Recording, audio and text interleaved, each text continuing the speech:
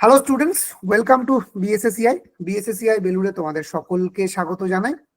আজকে আমরা এসএলএসটি বাংলার একটি ক্লাস তোমাদের জন্য এনেছি, যেটা ওপেন টু অল।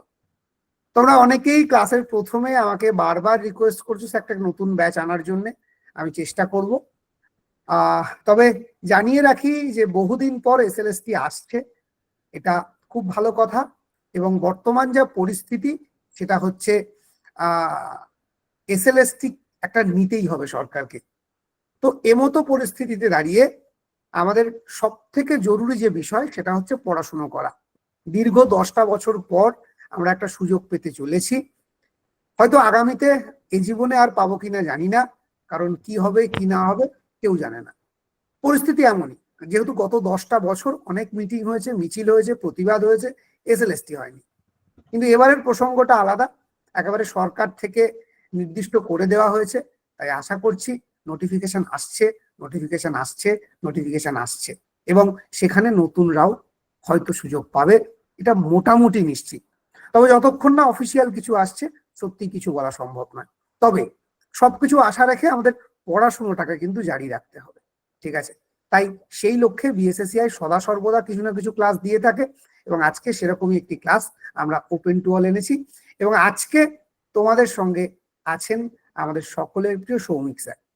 তো আমি আর এক মুহূর্ত দেরি করব না, ইতিমধ্যে অনেকটা সময় নিয়ে ফেলেছি তোমাদের সাথে কথা বলতে গিয়ে। তো আমি স্যারকে অনুরোধ করব আজকের ক্লাস শুরু করার জন্য। স্যার। হ্যাঁ, থ্যাংক ইউ স্যার। সকল স্টুডেন্টকে অসংখ্য ধন্যবাদ। শুভ সন্ধ্যা সকলকে। আজকে আমাদের ফ্রি ক্লাসের যে আলোচ্য বিষয় সেটি হচ্ছে আন্তর্জাতিক সাহিত্য। আমরা এক এক করে যে 10 জন রচনাকার রয়েছে তাদের সম্পর্কে আলোচনা করব। প্রথমে আমরা দেখব উইলিয়াম শেক্সপিয়ার সম্পর্কে। তোমাদেরকে বলে রাখি, তোমরা অতি অবশ্যই আশা করি সকলে খাতা পেন নিয়ে বসেছো। তাই ক্লাস শেষে তোমরা খাতার মধ্যে যাবতীয় যা প্রশ্ন নোট করবে সেগুলো এক এক করে করতে পারো, আমি তখন তার উত্তর দেব। আর কিছু নোট ডাউন অবশ্যই তোমরা করতে পারো। আর যাবতীয় যার যা কনফিউশন প্রশ্ন সেগুলো লিখে রাখো, ক্লাস শেষে উত্তর দেওয়ার চেষ্টা করব সকলেরই। প্রথমে আমরা দেখছি উইলিয়াম শেক্সপিয়ার সম্পর্কে। আসলে এই যে উইলিয়াম শেক্সপিয়ার কবি হিসেবে যত না পরিচিত, তার থেকে তিনি বেশি পরিচিত একজন নাট্যকার হিসেবে। তার নাটকের সংখ্যা মোটামুটি ৩৭টির মতো, এবং যদি সনেটের সংখ্যা বিচার করতে যাই তাহলে দেখব সেটি প্রায় ১৫৪টির মতো। শেক্সপিয়ারের নাটকের প্রথম যে সংস্করণ সেটি প্রকাশিত হয়েছিল ১৬২৩ খ্রিস্টাব্দে। শেক্সপিয়ারের যে গ্রন্থ, সে গ্রন্থর প্রথম সম্পাদক ছিলেন নিকোলাস রো। শেক্সপিয়ারের বেশিরভাগ নাটকেই কেন্দ্রীয় প্রতীক হিসাবে ঝড় এবং সঙ্গীত থাকত। তার নাটকের প্রধান বৈশিষ্ট্য ছিল কাহিনীর সুনিপুণ গ্রন্থন। খুব সুন্দরভাবে তিনি কাহিনী সাজাতে পারতেন। তিনি মূলত ইতিহাস এবং লোককথা থেকে কাহিনী সংগ্রহ করতেন। এছাড়া বিভিন্ন শ্রেণীর চরিত্র সৃষ্টিতে, বিশেষ করে ভিলেইন বা খল চরিত্র সৃষ্টিতে তিনি কিন্তু যথেষ্ট মুন্সিয়ানার পরিচয় দিয়েছেন। এছাড়া তার ভাষাশৈলী এবং কল্পনার অপরূপ লাবণ্য তার নাটকগুলিকে অন্য মাত্রা দিয়েছিল। অ্যারিস্টটল তার পোয়েটিক্সে মানে পোয়েটিক্স গ্রন্থে পৃথিবীর 4 জন শ্রেষ্ঠ ট্র্যাজেডি রচয়িতার নাম বলেছিলেন, যাদের মধ্যে ছিল ইস্কিলাস, সোফোক্লিস, ইউরিপিডিস এবং এলিজাফিথিও এলিজাবেথীয় যুগ অর্থাৎ 1558 থেকে 1603 খ্রিস্টাব্দ। তার শ্রেষ্ঠ নাট্যকার ছিলেন এই উইলিয়াম শেক্সপিয়ার, 1564 থেকে 1616 পর্যন্ত যার সময়কাল ছিল। তাকে হেমচন্দ্র বন্দ্যোপাধ্যায় বলেছিলেন, ভারতের কালিদাস, জগতের তুমি। স্ট্যানফোর্ড অন অ্যাভনের প্যারিস চার্চের নথিপত্র থেকে জানা যায় যে এক সম্ভ্রান্ত পরিবারে জন এবং মেরি শেক্সপিয়ারের তৃতীয় সন্তান এবং প্রথম পুত্র উইলিয়াম শেক্সপিয়ার 1564 খ্রিস্টাব্দের এপ্রিল মাসে স্ট্যানফোর্ড অন অ্যাভন শহরে জন্মগ্রহণ করেন। তিনি ছোটবেলায় স্ট্যানফোর্ডের ফ্রি গ্রামার স্কুলে পড়েছিলেন। পিতার আর্থিক অসচ্ছলতার কারণে 1577 সালে স্কুল থেকে শেক্সপিয়ারকে ছাড়িয়ে পিতার ব্যবসার কাজে লাগিয়ে দেন পিতা। এরপর তিনি ল্যাটিন এবং গ্রিক ভাষা শিখেছিলেন। মাত্র 18 বছর বয়সে তিনি বিয়ে করেন 26 বছরের জনৈক রিচার্ড হ্যাথওয়ের কন্যা অ্যানাকে। সালটা ছিল 1582। এই অ্যানার পুরো নাম ছিল অ্যানা হ্যাথাওয়ে। 1592 সালে শেক্সপিয়ার একবার লন্ডনে পাড়ি দিয়েছিলেন। 1592 সাল থেকে তিনি নাট্যকার হিসেবে ধীরে ধীরে পরিচয় লাভ করতে থাকে। 1593 ও 1594 সালে তিনি দুটি কাব্যগ্রন্থ প্রকাশ করেন। নাম হচ্ছে সেই কাব্যগ্রন্থ দুটির ভেনাস অ্যান্ড অ্যাডোনিস এবং রেপ অফ লুক্রেস, LUCRECE। কাব্য দুটি তিনি অল অব সাউদাম্পটনকে উৎসর্গ করেন। 1591 থেকে 1596 সালের মধ্যে শেক্সপিয়ারের প্রথম যুগের যে নাটক সেগুলো আস্তে আস্তে প্রকাশিত হতে থাকে। 1598 খ্রিস্টাব্দে তিনি বেন জনসনের every man in his humour নাটকে অভিনেতা হিসেবে কিন্তু অভিনয় করেছিলেন। এছাড়া তিনি বেন জনসনের বেশ কিছু নাটকেও কিন্তু তিনি অভিনয় করেছিলেন। 1599 সালে তার দ্য প্যাশনেট পিলগ্রিম, PILGRIM এই কাব্যগ্রন্থটি প্রকাশিত হয়। তিনি বেশ কিছু কবিতাও লিখেছিলেন। শেক্সপিয়ার লর্ড চেম্বারলিনস কোম্পানি এই নামে একটি রাজকীয় সম্মানও কিন্তু লাভ করেছিলেন। 1610 সালে শেক্সপিয়ার লন্ডন থেকে আবারও স্ট্যানফোর্ডে ফিরে আসেন এবং মাত্র 52 বছর বয়সে উইলিয়াম শেক্সপিয়ারের মৃত্যু হয়। তারিখটি ছিল 23 এপ্রিল 1616। চারটি সময় পর্বে আমরা শেক্সপিয়ারের রচনাসমূহকে সাজাতে পারি। প্রথম পর্ব ছিল 1588 থেকে 1594, যার মধ্যে ঐতিহাসিক নাটক হিসেবে উল্লেখযোগ্য ছিল ষষ্ঠ হেনরি 1591-92, তৃতীয় রিচার্ড 1592-93, ট্র্যাজেডির মধ্যে ছিল রোমিও অ্যান্ড জুলিয়েট 1594, কমেডির মধ্যে ছিল the comedy of errors 1593, two gentleman of Verona 1594, আখ্যানধর্মী কাব্যের মধ্যে ছিল দ্য রেপ অফ লুক্রেস 1594 এবং দ্বিতীয় রিচার্ড 1596। দ্বিতীয় পর্ব, যার মধ্যে ঐতিহাসিক নাটক হিসেবে ছিল রাজা জন বা কিং জন 1596, চতুর্থ হেনরি 1597 থেকে 98, জুলিয়াস সিজার 1599। এছাড়া দ্বিতীয় পর্বের কমেডি নাটকের মধ্যে উল্লেখযোগ্য ছিল a midsummer night's dream 1596, the merchant of Venice sir আপনার 1596। স্ক্রিনটাতে কোনটা এখন আছে? শেক্সপিয়ারের নাটকের পর্যায়ে, এটাই তো? হ্যাঁ হ্যাঁ, আমি এক এক করে নাটকগুলো সম্পর্কে আলোচনা করব, কিন্তু তার আগে পর্ব বিভাজনটা ওদেরকে বলে দিচ্ছি আর কি। না, অনেকে স্যার লিখছেন যে স্ক্রিন তো আটকে আছে এরকম। না না, এই এই স্ক্রিনটাই থাকবে, এগুলো শুনতে হবে।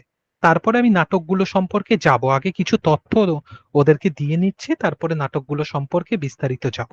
এগুলো একটু ওকে, শুনতে হবে। ঠিক আছে। তা দি মার্চেন্ট অফ ভেনিস 1596 এবং অ্যাজ ইউ লাইক ইট 1600। তৃতীয় পর্বের মধ্যে আমরা ট্র্যাজেডি নাটক হিসাবে হ্যামলেট 1601, ওথেলো 1604, কিং লিয়ার 1605, ম্যাকবেথ 1606, অ্যান্টনি অ্যান্ড ক্লিওপেট্রা 1606-7 দেখতে পাই। তৃতীয় পর্বের কমেডি নাটকের মধ্যে আমরা twelfth night 1601, all's well that ends well 1602 এবং চতুর্থ পর্বের ঐতিহাসিক নাটকের মধ্যে আমরা টিমন অফ এথেন্স 1608, অষ্টম হেনরি 1612 এগুলো কিন্তু দেখতে পাই। এরপর আমরা শেক্সপিয়ার সম্পর্কে তার যে নাটকগুলি রয়েছে সেই নাটকগুলি সম্পর্কে আলোচনা করে নেব।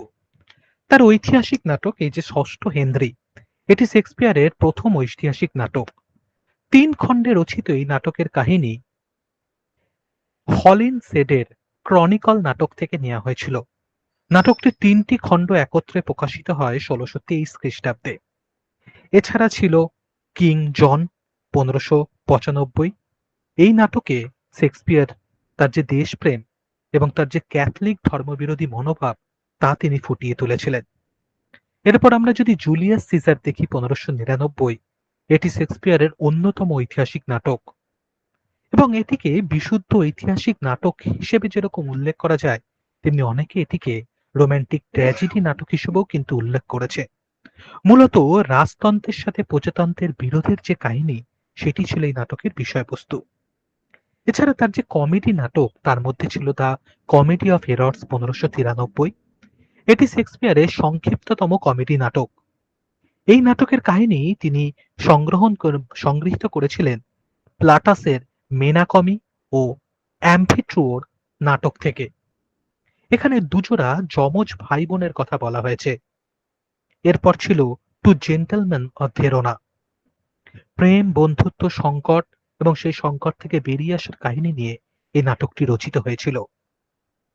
এই নাটকের নারী চরিত্রের মধ্যে জুলিয়া, সিলভিয়া যেমন উল্লেখযোগ্য ছিল, তেমনি পুরুষ চরিত্রের মধ্যে ভ্যালেন্টাইন ছিল উল্লেখযোগ্য।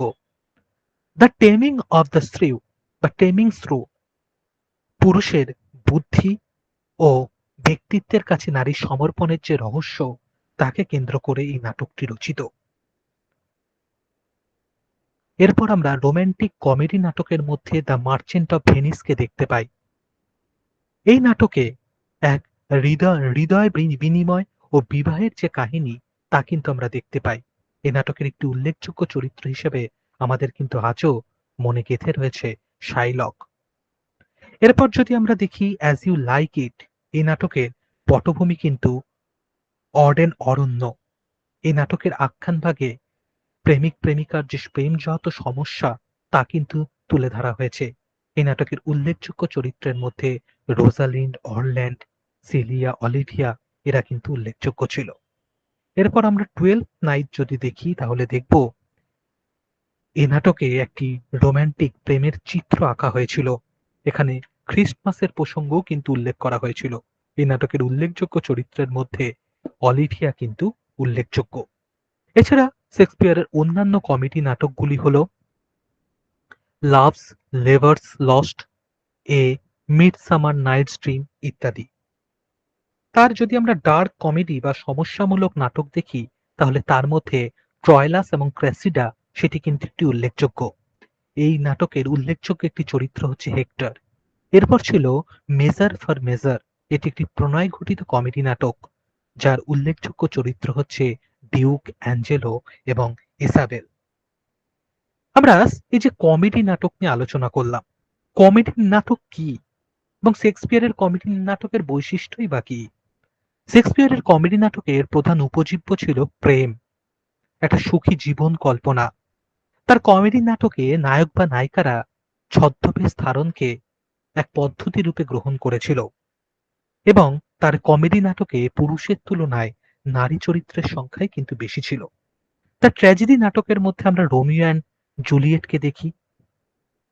মন্টেগু বংশের ছেলে রোমিওর সঙ্গে ক্যাপুলেট বংশের মেয়ে জুলিয়েটের ভাগ্য বিপর্যয়ের কাহিনী এই নাটকের বিষয়বস্তু এবং কিভাবে রোমিও এবং জুলিয়েট মারা যাচ্ছে, তাও এক হৃদয় বিদারক কাহিনী এর মধ্যে বর্ণিত হয়েছে। এরপর যদি আমরা হেমলেট দেখি, এই নাটকটির পুরো নাম হলো দ্য ট্র্যাজিক্যাল হিস্টোরি অফ হেমলেট বা দ্য প্রিন্স অফ ডেনমার্ক। এই নাটকে তিনি উপাদান সংগ্রহ করেছিলেন স্যাক্সো গ্রামাটিকাসের হিস্টোরিয়া ডানিকা গ্রন্থ থেকে। এই নাটকের ঘটনাস্থল ছিল ডেনমার্ক। এই নাটকের মধ্যে ছিল হত্যা, প্রতিহিংসা, বিশ্বাসঘাতকতা। এই নাটকের উল্লেখযোগ্য চরিত্রগুলি হলো ওফেলিয়া এবং ক্লডিয়াস। আমরা এরপর যদি ওথেলো নাটক দেখি, এর মধ্যে রয়েছে সরলতা, পবিত্রতা, ভালো মন্দের যে দ্বন্দ্ব। এই নাটকের উল্লেখযোগ্য চরিত্রগুলির মধ্যে ওথেলো দেসডিমোনা আজও আমাদের মনে জায়গা করে নিয়েছে। এই নাটকের একটি খল চরিত্র হলো ইয়াগো। এরপর যদি আমরা কিং লিয়ার নিয়ে আলোচনা করি, তাহলে দেখব সমগ্র বিশ্ব প্রকৃতিকে এই নাটকে তুলে ধরা হয়েছে। এই নাটকে ঝড়ের কিন্তু একটি গুরুত্বপূর্ণ ভূমিকা ছিল। এই নাটকে রাজার যে ৩ কন্যা গনেরিল, রেগান এবং কর্ডেলিয়া, তারা কিন্তু আজও আমাদের মনে জায়গা করে কিন্তু রয়ে গেছে। এরপর আমরা দেখব ম্যাকবেথ নাটক, যার কাহিনী তিনি সংগ্রহ করেছিলেন হলিনসেডের ক্রনিকলস নামক গ্রন্থ থেকে।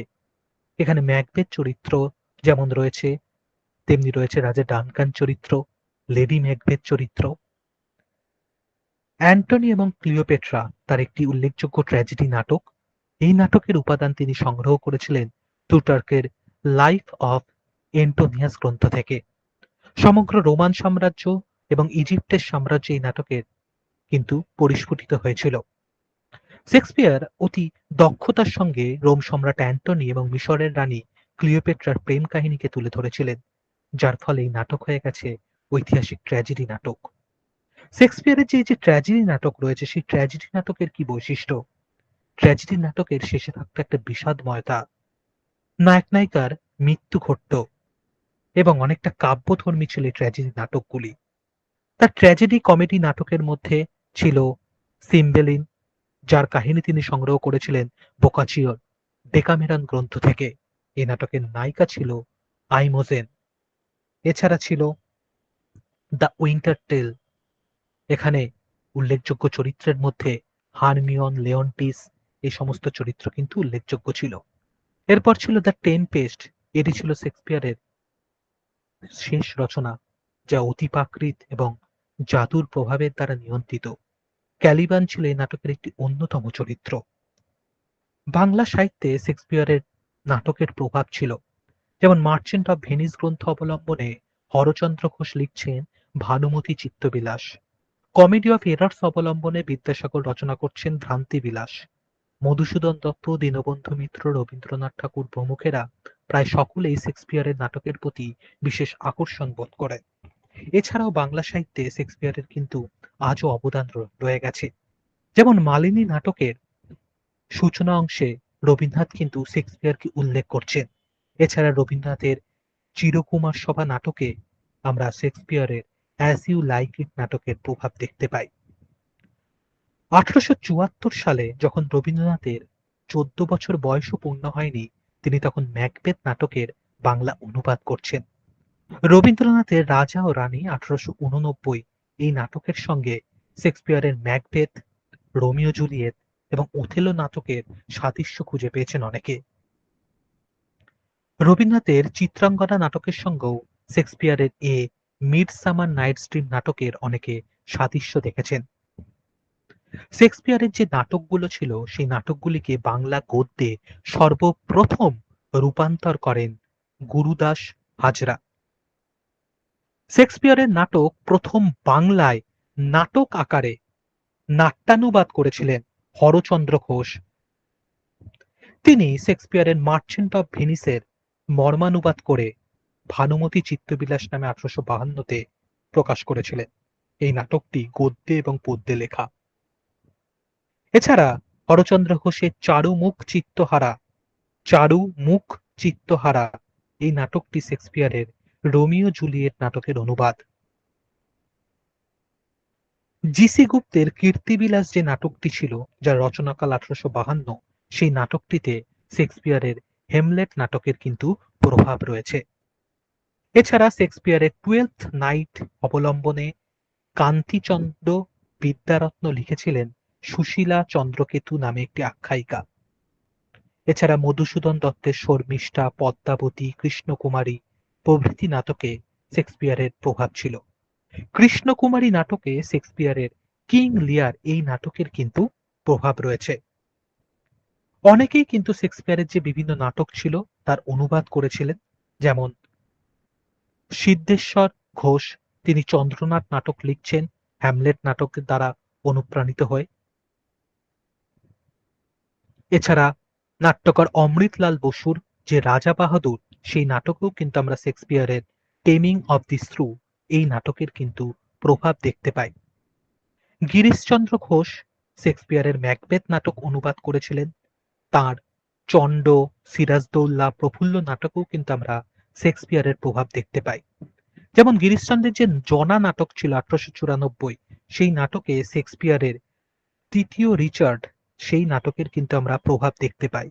এছাড়া দ্বিজেন্দ্রলাল রায়ের তারাবাই, নূরজাহান এই সকল নাটকে আমরা ম্যাকবেথ নাটকের এবং কিং লিয়ার নাটকের কিন্তু প্রভাব দেখতে পাই। অর্থাৎ আমরা দেখতে পাচ্ছি যে কিভাবে শেক্সপিয়ার সমগ্র জগতে প্রভাব বিস্তার করেছিল বাংলা সাহিত্যের ক্ষেত্রে। বঙ্কিমচন্দ্র উইলিয়াম শেক্সপিয়ারের দি টেম্পেস্ট নাটকের মিরান্দা, ওথেলো নাটকের ডেসডিমোনা এবং কালিদাসের অভিজ্ঞান শকুন্তলা নাটকের শকুন্তলার মধ্যে তুলনামূলক আলোচনা করেন তার শকুন্তলা, মিরান্দা এবং ডেসডিমোনা প্রবন্ধে। দীনবন্ধু মিত্রের যে প্রহসন ছিল বিয়ে পাগলা বুড়ো, সেই প্রহসনে আমরা শেক্সপিয়ারের the merry wives of Windsor WINDSOR সেই নাটকের প্রভাব দেখতে পাই। কমেডি অফ এরর্স যে নাটক ছিল শেক্সপিয়ারের, তার বাংলা অনুবাদ করেছিলেন ঈশ্বরচন্দ্র বিদ্যাসাগর, বেণীমাধব ঘোষ। ঈশ্বরচন্দ্র বিদ্যাসাগর ভ্রান্তিবিলাস নামে অনুবাদ করেছিলেন 1869 সালে। তার রোমিও অ্যান্ড জুলিয়েট নাটক অনুবাদ করেছিলেন অনেকেই, যার মধ্যে হরচন্দ্র ঘোষ, রাধা মাধব কর এরা ছিল। এছাড়া তার মার্চেন্ট অফ ভেনিসের অনুবাদ করেছিলেন প্যারিলাল মুখোপাধ্যায়, হরচন্দ্র ঘোষ প্রমুখেরা। তার জুলিয়াস সিজার নাটক 1907 সালে অনুবাদ করেছিলেন জ্যোতিরিন্দ্রনাথ ঠাকুর। তার হ্যামলেট নাটক অনুবাদ করেছিলেন প্রমথনাথ বসু, তারিণীচরণ ঘোষাল, অভয়াচরণ বসু প্রমুখেরা। তার ম্যাকবেথ নাটকও অনেকে অনুবাদ করেছেন, যার মধ্যে যতীন্দ্রনাথ সেনগুপ্ত, আশুতোষ ঘোষ, গিরিশচন্দ্র ঘোষ, হরলাল রায় প্রমুখেরা কিন্তু উল্লেখযোগ্য ছিল। এবং আমরা এক এক করে এদের যে এনাদের যে একটা তালিকা যা যা তোমাদেরকে বললাম, দেখো এখানে তোমাদের অনেকেরই হয়তো কনফিউশন একটা তৈরি হতে পারে যে স্যার এতগুলো জিনিস বললো যে পিপিটিতে তো সবটা দেখছি না। হ্যাঁ, তার জন্য তোমাদেরকে দুটো তিনটে কথা বলে দিই, তাহলে তোমাদের যে একটা কনফিউশন তৈরি হয়েছে সেটা আর থাকবে না। দেখো পিপিটিতে যতখানি দেওয়ার দরকার আমরা অতি অবশ্যই ততটা দিয়েছি। এবার একটা ক্লাস মানে কি? একটা ক্লাস মানে তো শুধু একটা পিপিটি নয়, তাহলে তো পিপিটিটাই শুধু দিয়ে দেওয়া যেত, ক্লাসের তো আর দরকার ছিল না। কিন্তু কি করা হয়েছে, একটা ক্লাস মানে তোমরা যে ক্লাসটা করছো সেটা, তার পাশাপাশি তোমাদের যে পিপিটি পাচ্ছ সেটা, এই সকল কিছু নিয়ে কিন্তু একটা ক্লাস হয়। এবং তোমাদেরকে আশ্বস্ত করে রাখি যে যা যা তথ্য তোমরা এখন শুনলে, এই সকল কিছু তথ্য আমি কিন্তু অতিরিক্ত তথ্য হিসাবে আরেকটি PDF আকারে দিয়ে দেওয়ার তোমাদের চেষ্টা করব। তবে তোমরা অতি অবশ্যই ক্লাসটা করতে থাকো, কারণ ক্লাসের মধ্যে দিয়ে তোমরা কিন্তু সবটা জানতে পারবে, বুঝতে পারবে। হ্যাঁ, হয়তো নোট ডাউন করতে হয়তো একটু অসুবিধা হতে পারে, তাই তোমরা যেই জায়গাগুলো একটু অসুবিধা হচ্ছে সেই জায়গাগুলো যখন তোমরা স্যার ওই ক্লাসটা পিডিএফটি। রেকর্ড থাকবে স্যার, স্যার আচ্ছা ক্লাসটা আচ্ছা রেকর্ড থাকবে, ওরা পরে আচ্ছা আচ্ছা পড়ে নিতে পারবে। তাহলে তো আর তাহলে তো আর কারোরই কোনো অসুবিধা থাকছে না, যেহেতু ক্লাসটা রেকর্ড থাকছে। তাই সেক্ষেত্রে আর কারোরই অসুবিধা হওয়ার কথা নয়। যেই জায়গাগুলো তোমাদের নোট ডাউন করতে একটু হয়তো অসুবিধা হচ্ছে সেই জায়গাগুলো তোমরা পরবর্তীতে রেকর্ড করে নিতে পারবে, রেকর্ড ভিডিও থেকে সেগুলো লিখে নিতে পারবে। তাহলে আরো আমরা শেক্সপিয়ারের সম্পর্কে দুই একটা কথা বলে আমরা তারপরে পরবর্তী যে রয়েছে তার সম্পর্কে আলোচনা করব। দেখো উল্লেখযোগ্য কিছু যারা নাটকের অনুবাদ করেছিল সেইগুলো সম্পর্কে আমি একটু বলে নিচ্ছি। যেমন মার্চেন্ট অফ ভেনিস, এটি অনুবাদ করেছিলেন হরচন্দ্র ঘোষ ভানুমতি চিত্তবিলাস নামে 1852-তে। রোমিও অ্যান্ড জুলিয়েট, এটি অনুবাদ করেছিলেন হরচন্দ্র ঘোষ 1852-তে চারুমুখ চিত্তহরা, চারুমুখ চিত্তহরা। এছাড়া Romeo and Juliet Radha Madhab Kar Basanta Kumari নামে 1870-এ অনুবাদ করেছিলেন। The comedy of errors Benimadhab Ghosh ভ্রম কৌতুক ভয় রফলা ভ্রম কৌতুক এই নামে অনুবাদ করেছিলেন 1873-এ। এছাড়া ম্যাকবেথ অনুবাদ করেছিলেন হরলাল রায় রুদ্রপাল এই নামে 1874 সালে। হ্যামলেট অনুবাদ করেছিলেন প্রমথনাথ বসু অমর সিংহ এই নামে 1874-এ। এছাড়া ম্যাকবেথ আবার অনুবাদ করেছিলেন শুধুমাত্র হরলাল রায় নয়, তারকনাথ মুখোপাধ্যায় তিনিও অনুবাদ করেছিলেন, যার নাম ছিল ম্যাকবেথ, 1875। এছাড়া দ্য মার্চেন্ট অফ ভেনিস এটি অনুবাদ করেছিলেন প্যারিলাল মুখোপাধ্যায় সুরলতা নামে 1877-এ। রোমিও অ্যান্ড জুলিয়েট যেমন হরচন্দ্র ঘোষ, রাধা মাধব কর অনুবাদ করেছিলেন, তেমনি যোগেন্দ্র নারায়ণ দাস ঘোষ তিনি অনুবাদ করেছিলেন অজয় সিংহ ও বিলাসবতী এই নামে 1878-এ। এরকম বেশ কিছু অনুবাদ, যেমন ওথেলো, এটা খুব ইম্পর্টেন্ট, তারিণী চরণ পাল তিনি ভীমসিংহ নামে অনুবাদ করেছিলেন 1885-তে। এছাড়া হ্যামলেটের আরো অনেক অনুবাদক ছিলেন, যাদের মধ্যে ললিত মোহন অধিকারী, চণ্ডীপ্রসাদ ঘোষ যেমন উল্লেখযোগ্য, অমরেন্দ্রনাথ উল্লেখযোগ্য। তেমনি একইভাবে রোমিও অ্যান্ড জুলিয়েট অনুবাদ করেছিলেন Hemchandra Bandyopadhyay, as you like it অনুবাদ করেছিলেন অন্নদা প্রসাদ বসু এবং ম্যাকবেথ অনুবাদ করেছিলেন গিরিশচন্দ্র ঘোষ। এবার আমরা পরবর্তী যিনি রয়েছেন তার সম্পর্কে আলোচনা করব। আমরা শেক্সপিয়ারের ভূমিকাটা একটুখানি বলে নিচ্ছি। আসলে শেক্সপিয়ার এমন একজন মানুষ যার নাটক আজও কিন্তু মানুষের মনে রেখাপাত করে।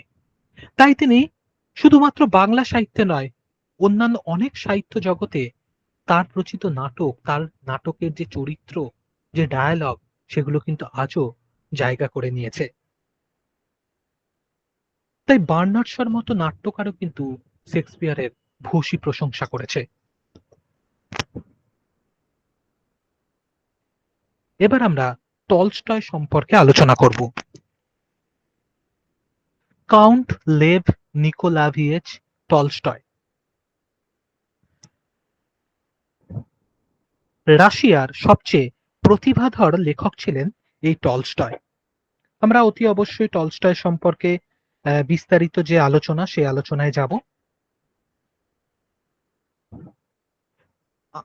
আমাদের দেশের মহাত্মা গান্ধী কিন্তু এক সময় এই যে টলস্টয়ের যে একটা শান্তিপূর্ণ যে অসহযোগ, তার দ্বারা কিন্তু অনুপ্রাণিত হয়ে পরবর্তীতে অসহযোগ আন্দোলনের কিন্তু ডাক দিয়েছিলেন। রাশিয়ার সবচেয়ে অভিজাত এক জমিদার পরিবারে টলস্টয়ের জন্ম হয়েছিল 1828 খ্রিস্টাব্দে 9 সেপ্টেম্বর। তিনি বেড়ে উঠছিলেন সুখ স্বাচ্ছন্দ্য আর আদরের মধ্যে দিয়ে। মাত্র 9 বছর বয়সে টলস্টয় তার বাবা ও মাকে হারান। ফলে তাকেও তার ভাই বোনের মানুষ হতে হয় পরিবারের অন্য আত্মীয় স্বজনের কাছে। তার এক খুড়িমা বা কাকিমা ছিল, যার নাম ছিল তাতিয়ানা। সচ্ছল এবং বড় পরিবারে মানুষ হয়েও তিনি কিন্তু খুব সহজ জীবন, সরল জীবনযাপন করতেন। আর এই খুড়িমা বা কাকিমার যে সরলতা, সেটা টলস্টয়ের মনে কিন্তু গভীরভাবে রেখাপাত করেছিল। টলস্টয়কে করে তুলেছিল আত্মজিজ্ঞাসু, সমস্ত কিছু প্রশ্ন করতে শিখিয়েছিল, মানব প্রেমিক হিসেবে তাকে গড়ে তুলেছিল। জমিদার পরিবারের সদস্য হিসেবে যৌবনের কিছু উচ্ছলতা টলস্টয়কে ভোগ সুখের মধ্যে মাতিয়ে রেখেছিল। রাজধানী পিটার্সবার্গে নানা রকম সামাজিক মেলামেশা, তাস দাবা, মদ্যপান আর ফুর্তি দিয়ে তিনি মজে থাকতেন। উচ্ছৃঙ্খল প্রমোদের জীবন থেকে বেরিয়ে আসার জন্য একসময় তিনি ব্যাকুল হয়ে উঠেছিলেন। টলস্টয়ের এই টানাপোড়েনের মধ্যে দিয়ে তার জীবন এগোতে থাকে। টলস্টয়ের বিশ্ববিদ্যালয় যে পড়াশোনা, সেটি শেষ হয়েছে 1851 সালে। এবং এক সময় টলস্টয় কিন্তু এক কঠিন সমস্যার সম্মুখীন হয়। কি করবে সেটা ভেবে পাচ্ছিলেন না।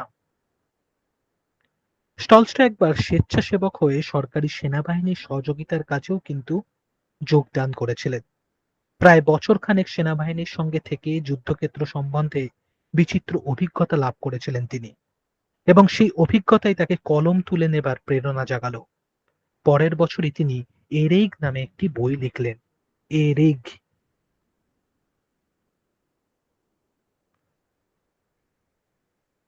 তিনি পূর্ণাঙ্গ উপন্যাস রচনায় এরপরে হাত দিয়েছিলেন। দ্য কাসাকাস নামের এই উপন্যাসটি প্রকাশিত হয় 1863 খ্রিস্টাব্দে। সৈনিক জীবনের যে অভিজ্ঞতা তাই তিনি খুব সুন্দরভাবে এখানে তুলে ধরেছিলেন। 1851 খ্রিস্টাব্দে একবার তিনি ইউরোপ ভ্রমণে বেরিয়ে পড়েন। 1862 খ্রিস্টাব্দে টলস্টয় বিয়ে করেছিল বেহের নামে একজন নারীকে। তিনি বিয়ের পর তার যে উল্লেখযোগ্য যে রচনা সেটি তিনি কিন্তু লিখতে শুরু করেন, সেটি হচ্ছে ওয়ার অ্যান্ড পিস এই উপন্যাসটি, ওয়ার অ্যান্ড পিস। এবং এই উপন্যাসের মধ্যে দিয়ে টলস্টয় তার যে প্রতিভা, সেই প্রতিভার পূর্ণ বিকাশ লাভ ঘটেছিল। এবং অনেকের মতে পৃথিবীর যত শ্রেষ্ঠ উপন্যাস আছে তার মধ্যে কিন্তু এই ওয়ার অ্যান্ড পিস এটি কিন্তু উল্লেখযোগ্য একটি উপন্যাস। টলস্টয় কিভাবে জীবনের যে সারস্বত সত্য তার সন্ধান পাচ্ছে এবং ভোগ সর্বস্ব জীবন যে অন্তঃসার শূন্য, তার যে কোনো সারবত্তা নেই, তাও তিনি আস্তে আস্তে উপলব্ধি করছেন। টলস্টয় তার বিখ্যাত দ্বিতীয় উপন্যাস লেখা শুরু করলেন 1873 খ্রিস্টাব্দে। তিনি এরপর প্রকাশ করেছিলেন আনা কারেনিনা নামে একটি উল্লেখযোগ্য লেখা। টলস্টয়ের দ্য রিজারেকশন সেটিও কিন্তু একটি উল্লেখযোগ্য উপন্যাস, যার মধ্যে আমরা বিভিন্ন রকম দ্বন্দ্ব কিন্তু দেখতে পাই। এই আনা কারেনিনা, দ্য রিজারেকশন এবং ওয়ার অ্যান্ড পিস, এই তিনটি কিন্তু আজও সাহিত্য জগতে ক্লাসিক রচনা হিসেবে কিন্তু পরিগণিত হয়। একসময় চরম মানসিক অতৃপ্তিতে ভুগছিলেন টলস্টয়। ঘরের বন্ধন, প্রেম, ভালোবাসা সবই তার কাছে বাধা বলে মনে হচ্ছিল। এবং শেষমেশ 82 বছর বয়সে এক শীতের রাতে সামান্য এক দরিদ্র পোশাকে টলস্টয় সমগ্র আশ্রয় ত্যাগ করে শেষ আশ্রয় স্থল হিসেবে এই নিরিবিলি জায়গাকে বেছে নেয়। তিনি 1910 খ্রিস্টাব্দের 7ই নভেম্বর পৃথিবীর মায়া ত্যাগ করে পরলোকে গমন করেন। বিশ্ব মানবতার স্বার্থে মানসিক দ্বন্দ্বের শিকার হয়েছিলেন টলস্টয়। পত্নীর ভালোবাসাহীন যে রূঢ় ব্যবহার তার বার্ধক্যের দিনগুলোকে বিস্ময় করে তুলেছিল। তবুও কিন্তু তিনি নিজের লক্ষ্যে ছিলেন স্থির। এই মহামনীষীর বেদনার্ত জীবনের পরিসমাপ্তি শুধু রাশিয়ার নয়, সমগ্র মানব জাতির যে বেদনা, সেই বেদনাপূর্ণ এক স্মৃতি হয়ে আছে। আমরা টলস্টয়ের যে পুরো নাম, সেই পুরো নামটা কিন্তু একটুখানি মনে রাখার চেষ্টা করব। তার পুরো নাম ছিল লেভ নিকোলায়েভিচ টলস্টয়। 1828 সালের 9 সেপ্টেম্বর যার জন্ম। কৌলিক সূত্রে তার প্রাপ্ত উপাধি ছিল কাউন্ট। টলস্টয় মাত্র 2 বছর বয়সে তার মাকে হারান এবং পিতাকে হারান 7 বছর বয়সে। তার আত্মজীবনীমূলক গ্রন্থের মধ্যে চাইল্ডহুড, বয়হুড, ইউথ ও মাই কনফেশন এগুলি কিন্তু উল্লেখযোগ্য। আমরা যদি টলস্টয়ের সাহিত্য সম্ভার দেখি তাহলে এক এক করে যেগুলো দেখব সেগুলো হচ্ছে আত্মজীবনীমূলক গ্রন্থের মধ্যে আছে চাইল্ডহুড 1852, বয়হুড, ইউথ, মাই কনফেশন। এছাড়া যদি আমরা তার উপন্যাস হিসেবে দেখি, তার প্রথম উপন্যাস ছিল ওয়ার অ্যান্ড পিস। 1863 থেকে 1869 এই সময়কালের মধ্যে তিনি লিখেছিলেন। 6 বছর লেগেছিল তার এই উপন্যাসটি লিখতে। এই উপন্যাসে প্রায় 2000 পৃষ্ঠা রয়েছে, প্রায় 2000 পৃষ্ঠা রয়েছে। তার দ্বিতীয় উপন্যাস ছিল আনা কারেনিনা 1873 থেকে 1877 এবং তার সব থেকে সর্বশেষ বড় উপন্যাস ছিল রিজারেকশন 1899। এছাড়া তিনি লিখেছিলেন the death of Ivan Ilyich, the death of Ivan Ilyich, Hadji Murad নামের কিছু উপন্যাসও। তার গল্প সংকলনের মধ্যে ছিল 23 টেলস। তার নাটকের মধ্যে ছিল the power of darkness 1886, the living corpse 1900। তার উল্লেখযোগ্য কিছু ছোট গল্পের মধ্যে দি রেইড, লুসান, অ্যালবার্ট ইত্যাদি ছিল উল্লেখযোগ্য। তার শিশু পাঠ্য একটি গ্রন্থ ছিল ABC 1872। তবে টলস্টয়কে আমরা মূলত চিনি war and piece, Anna Karenina এবং রিসারেকশনের জন্য। তার এই যে ওয়ার অ্যান্ড পিস এই নাটক সম্পর্কে বিখ্যাত রচনাকার গলসওয়ার্থী বলেছিলেন, the greatest novel ever written. এই উপন্যাস ইতিহাসের বৃহত্তর পটভূমিকাকে অবলম্বন করে রচিত হয়েছে। ফরাসি বিপ্লবের সর্বময় কর্তা নেপোলিয়নের অভ্যুত্থান এবং এর ফলে পৃথিবীর এক বিরাট অংশের মধ্যে ইউরোপ এবং রাশিয়ার প্রায় এক যুগ ধরে ধ্বংসের যে বিরাট আয়োজন এবং লক্ষ লক্ষ নরনারীর ভাগ্য নিয়ে যে তাণ্ডবলীলা চলে, এরই পটভূমিতে এই নাটকের যে কাহিনী তা কিন্তু বর্ণিত হয়েছিল। ভার্জিনিয়া উলফ এই নাটক সম্পর্কে বলেছিলেন, there is hardly any subject of human experience that is left out of war and peace. War and peace এই নাটকটির অনেকেই অনুবাদ করেছিলেন এবং এই নাটকটি প্রাচ্য এবং পাশ্চাত্যে কিন্তু আজও সমানভাবে কিন্তু প্রভাব বিস্তার করে। কেমন ভাবে প্রভাব বিস্তার করে সেটা কিন্তু একটুখানি আলোচনা করব, তাহলে কিন্তু এই নাটকের যে কতখানি যে গুরুত্ব সেটা সকলেই বুঝতে পারবে। বিশিষ্ট কবি এবং সাহিত্যিক অন্নদাশঙ্কর রায় টলস্টয়ের ওয়ার অ্যান্ড পিস উপন্যাসকে বাংলায় অনুবাদ করেছিলেন সত্যাসত্য নামে। এছাড়া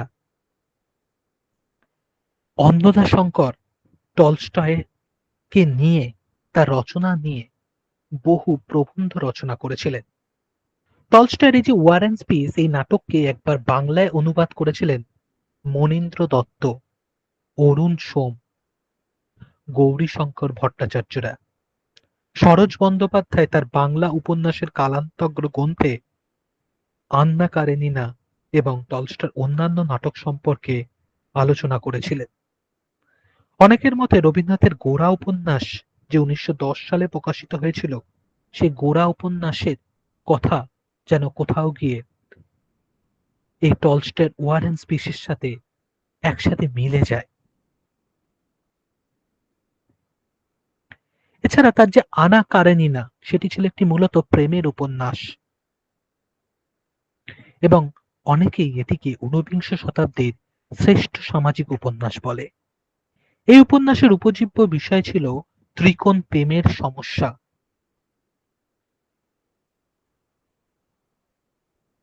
আনা কারেনিনা এই নাটকটিও অন্নদাশঙ্কর রায়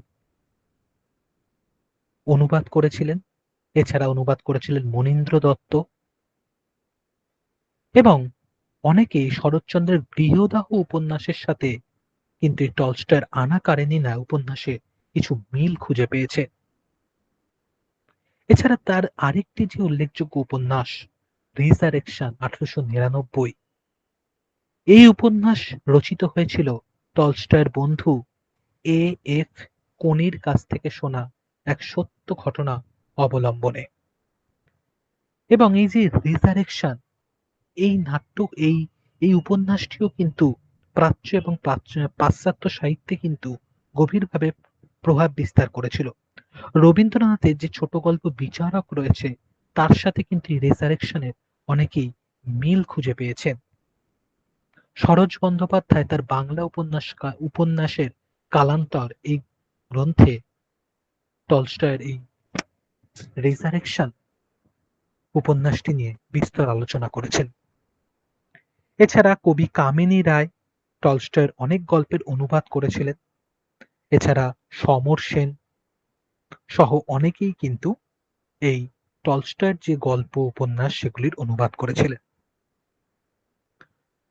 আমরা এই যে টলস্টয় সম্পর্কে সমগ্রটা জানলাম, টলস্টয় সম্পর্কে আমরা শেষে দু একটা কথা বলে পরবর্তী যে রচয়িতা আছে তার সম্পর্কে জানব। 1910 সালে তার একটি উল্লেখযোগ্য গ্রন্থ ছিল, গল্প ছিল, মাফ করবে গ্রন্থ নয় গল্প, খো দি ন কা, স্যার আপনার এখন কোন স্লাইডটা আছে? স্যার একটু করছি, কোন স্লাইডটা আছে? এই শেষ যেটা পর্যন্ত রয়েছে, হ্যাঁ হ্যাঁ, এই স্লাইডটাই থাকবে। আমি কিছু উল্লেখযোগ্য তথ্য একটু ওদের বলে দিচ্ছি। আপনি যখন এটা বলছেন না স্যার, একটু বলে দিন যে এটা স্লাইডে নেই, আমি বলছি ওরা ভাবছে যে মানে ওদের স্ক্রিন আটকে গেছে। আচ্ছা আচ্ছা আচ্ছা, ঠিক আছে, আমি বলে দেবো এটা। আচ্ছা, 1910 সালে তার যে উল্লেখযোগ্য একটি গল্প ছিল সেটি ছিল হচ্ছে খদি নকা। এরপর আমরা পরবর্তী যার সম্পর্কে আলোচনা করব তিনি হচ্ছেন দা মপাসা, বা পুরো যে নাম তোমরা স্ক্রিনে দেখতে পাচ্ছ, আঁরি রেনি আলবেয়ার। আলবেয়ার, অনেকে অনেক জায়গায় তোমরা আল বয়েক এটা দেখতে পাবে, আল বয়েক দেখতে পাবে, বা আলবেয় গি দা মপাসা। আমরা প্রথমে লেখক পরিচিতি হিসেবে তার কিছু পুরো নাম আমরা জানলাম, এবং সংক্ষেপে যাকে আমরা গি দা মপাসা বা শুধু মপাসা বলে জানি। তার যে জীবন কাহিনী, সেই জীবন কাহিনী কিন্তু বিশাল নয়, কিন্তু বৈচিত্র্যে ভরপুর। তার এই জীবনের মধ্যে ছিল নৈরাশ্য, ছিল হতাশা, ছিল বিষণ্ণতা। ফরাসির অন্তর্গত নারমান্ডিতে তিনি জন্মগ্রহণ করেছিলেন। তার বাবার নাম ছিল গুস্তাভ দা মপাসা, আর মায়ের নাম ছিল লরা। গুস্তাভ ছিলেন একজন নরম্যান, তাই মপাসা জন্মসূত্রে ছিল একজন নরম্যান। মপাসার 12 বছর বয়সে তার বাবা মা পরস্পরের কাছ থেকে বিচ্ছিন্ন হয়ে পড়ে, তাদের মধ্যে বিবাহ বিচ্ছেদ ঘটে। মায়ের কাছ থেকেই মপাসার কিন্তু বাল্য এবং কৈশোরের যে শিক্ষা লাভ সেটা কিন্তু ঘটতে থাকে।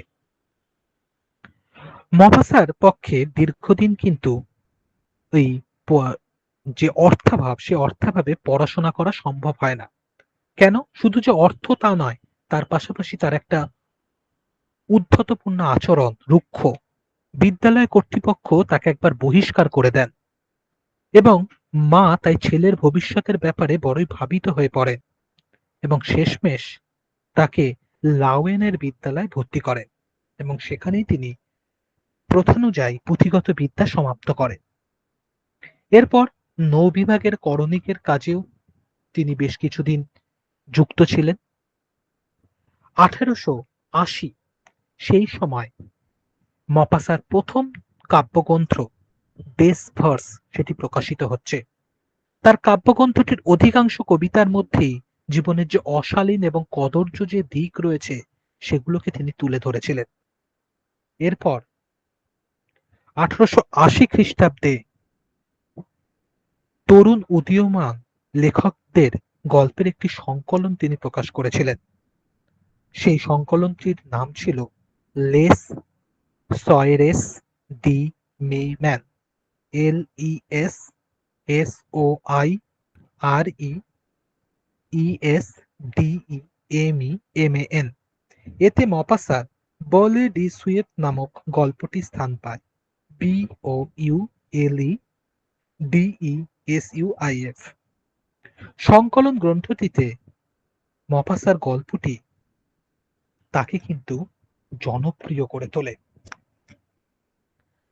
আমরা মপাসার যদি জীবন আলোচনা করি তাহলে দেখব জীবনের শেষের দিকে কঠোর পরিশ্রম এবং রাত্রি জাগরণ তার শরীর আর নিতে পারে না।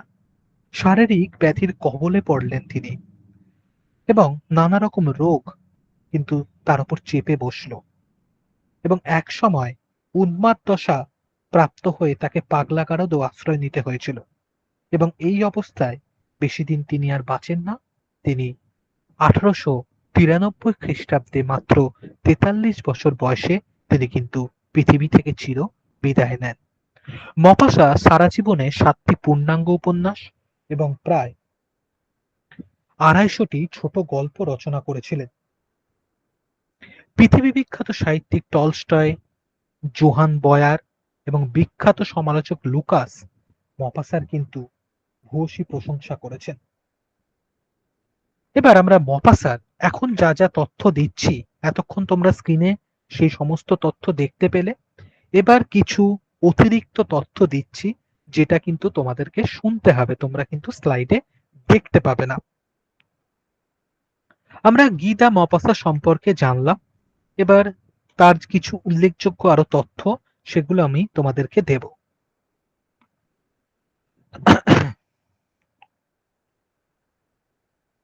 গীতা মপাসা আমরা দেখলাম যে তিনি ফরাসি দেশের নরম্যান্ডিতে জন্মগ্রহণ করছেন 1850 খ্রিস্টাব্দের 5ই আগস্ট। যদিও তার জন্মস্থান নিয়ে অনেকের মধ্যেই মতপার্থক্য রয়েছে।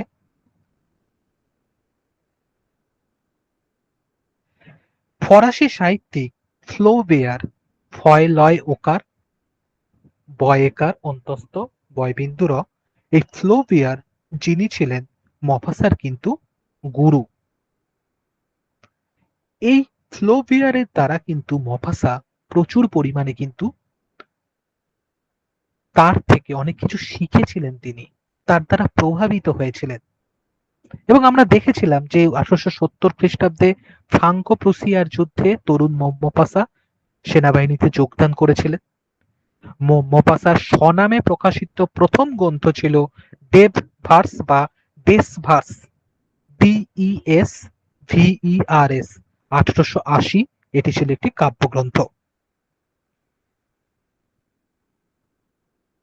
এবং ওই যে ফ্লোবেয়ার, যাকে গুরু বলে মেনেছিল মপাসা, তার মাধ্যমেই কিন্তু সেই সময়কার উল্লেখযোগ্য কিছু সাহিত্যিক যেমন তুর্গেনিভ, বেদে, এমিল জোলা, এদের সাথে কিন্তু মপাসার পরিচয় হয়েছিল।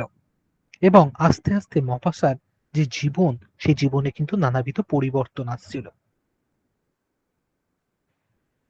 মোপাসা প্রায় 300টি গল্প, 6টি উপন্যাস এবং ভ্রমণ কাহিনী লিখেছিলেন।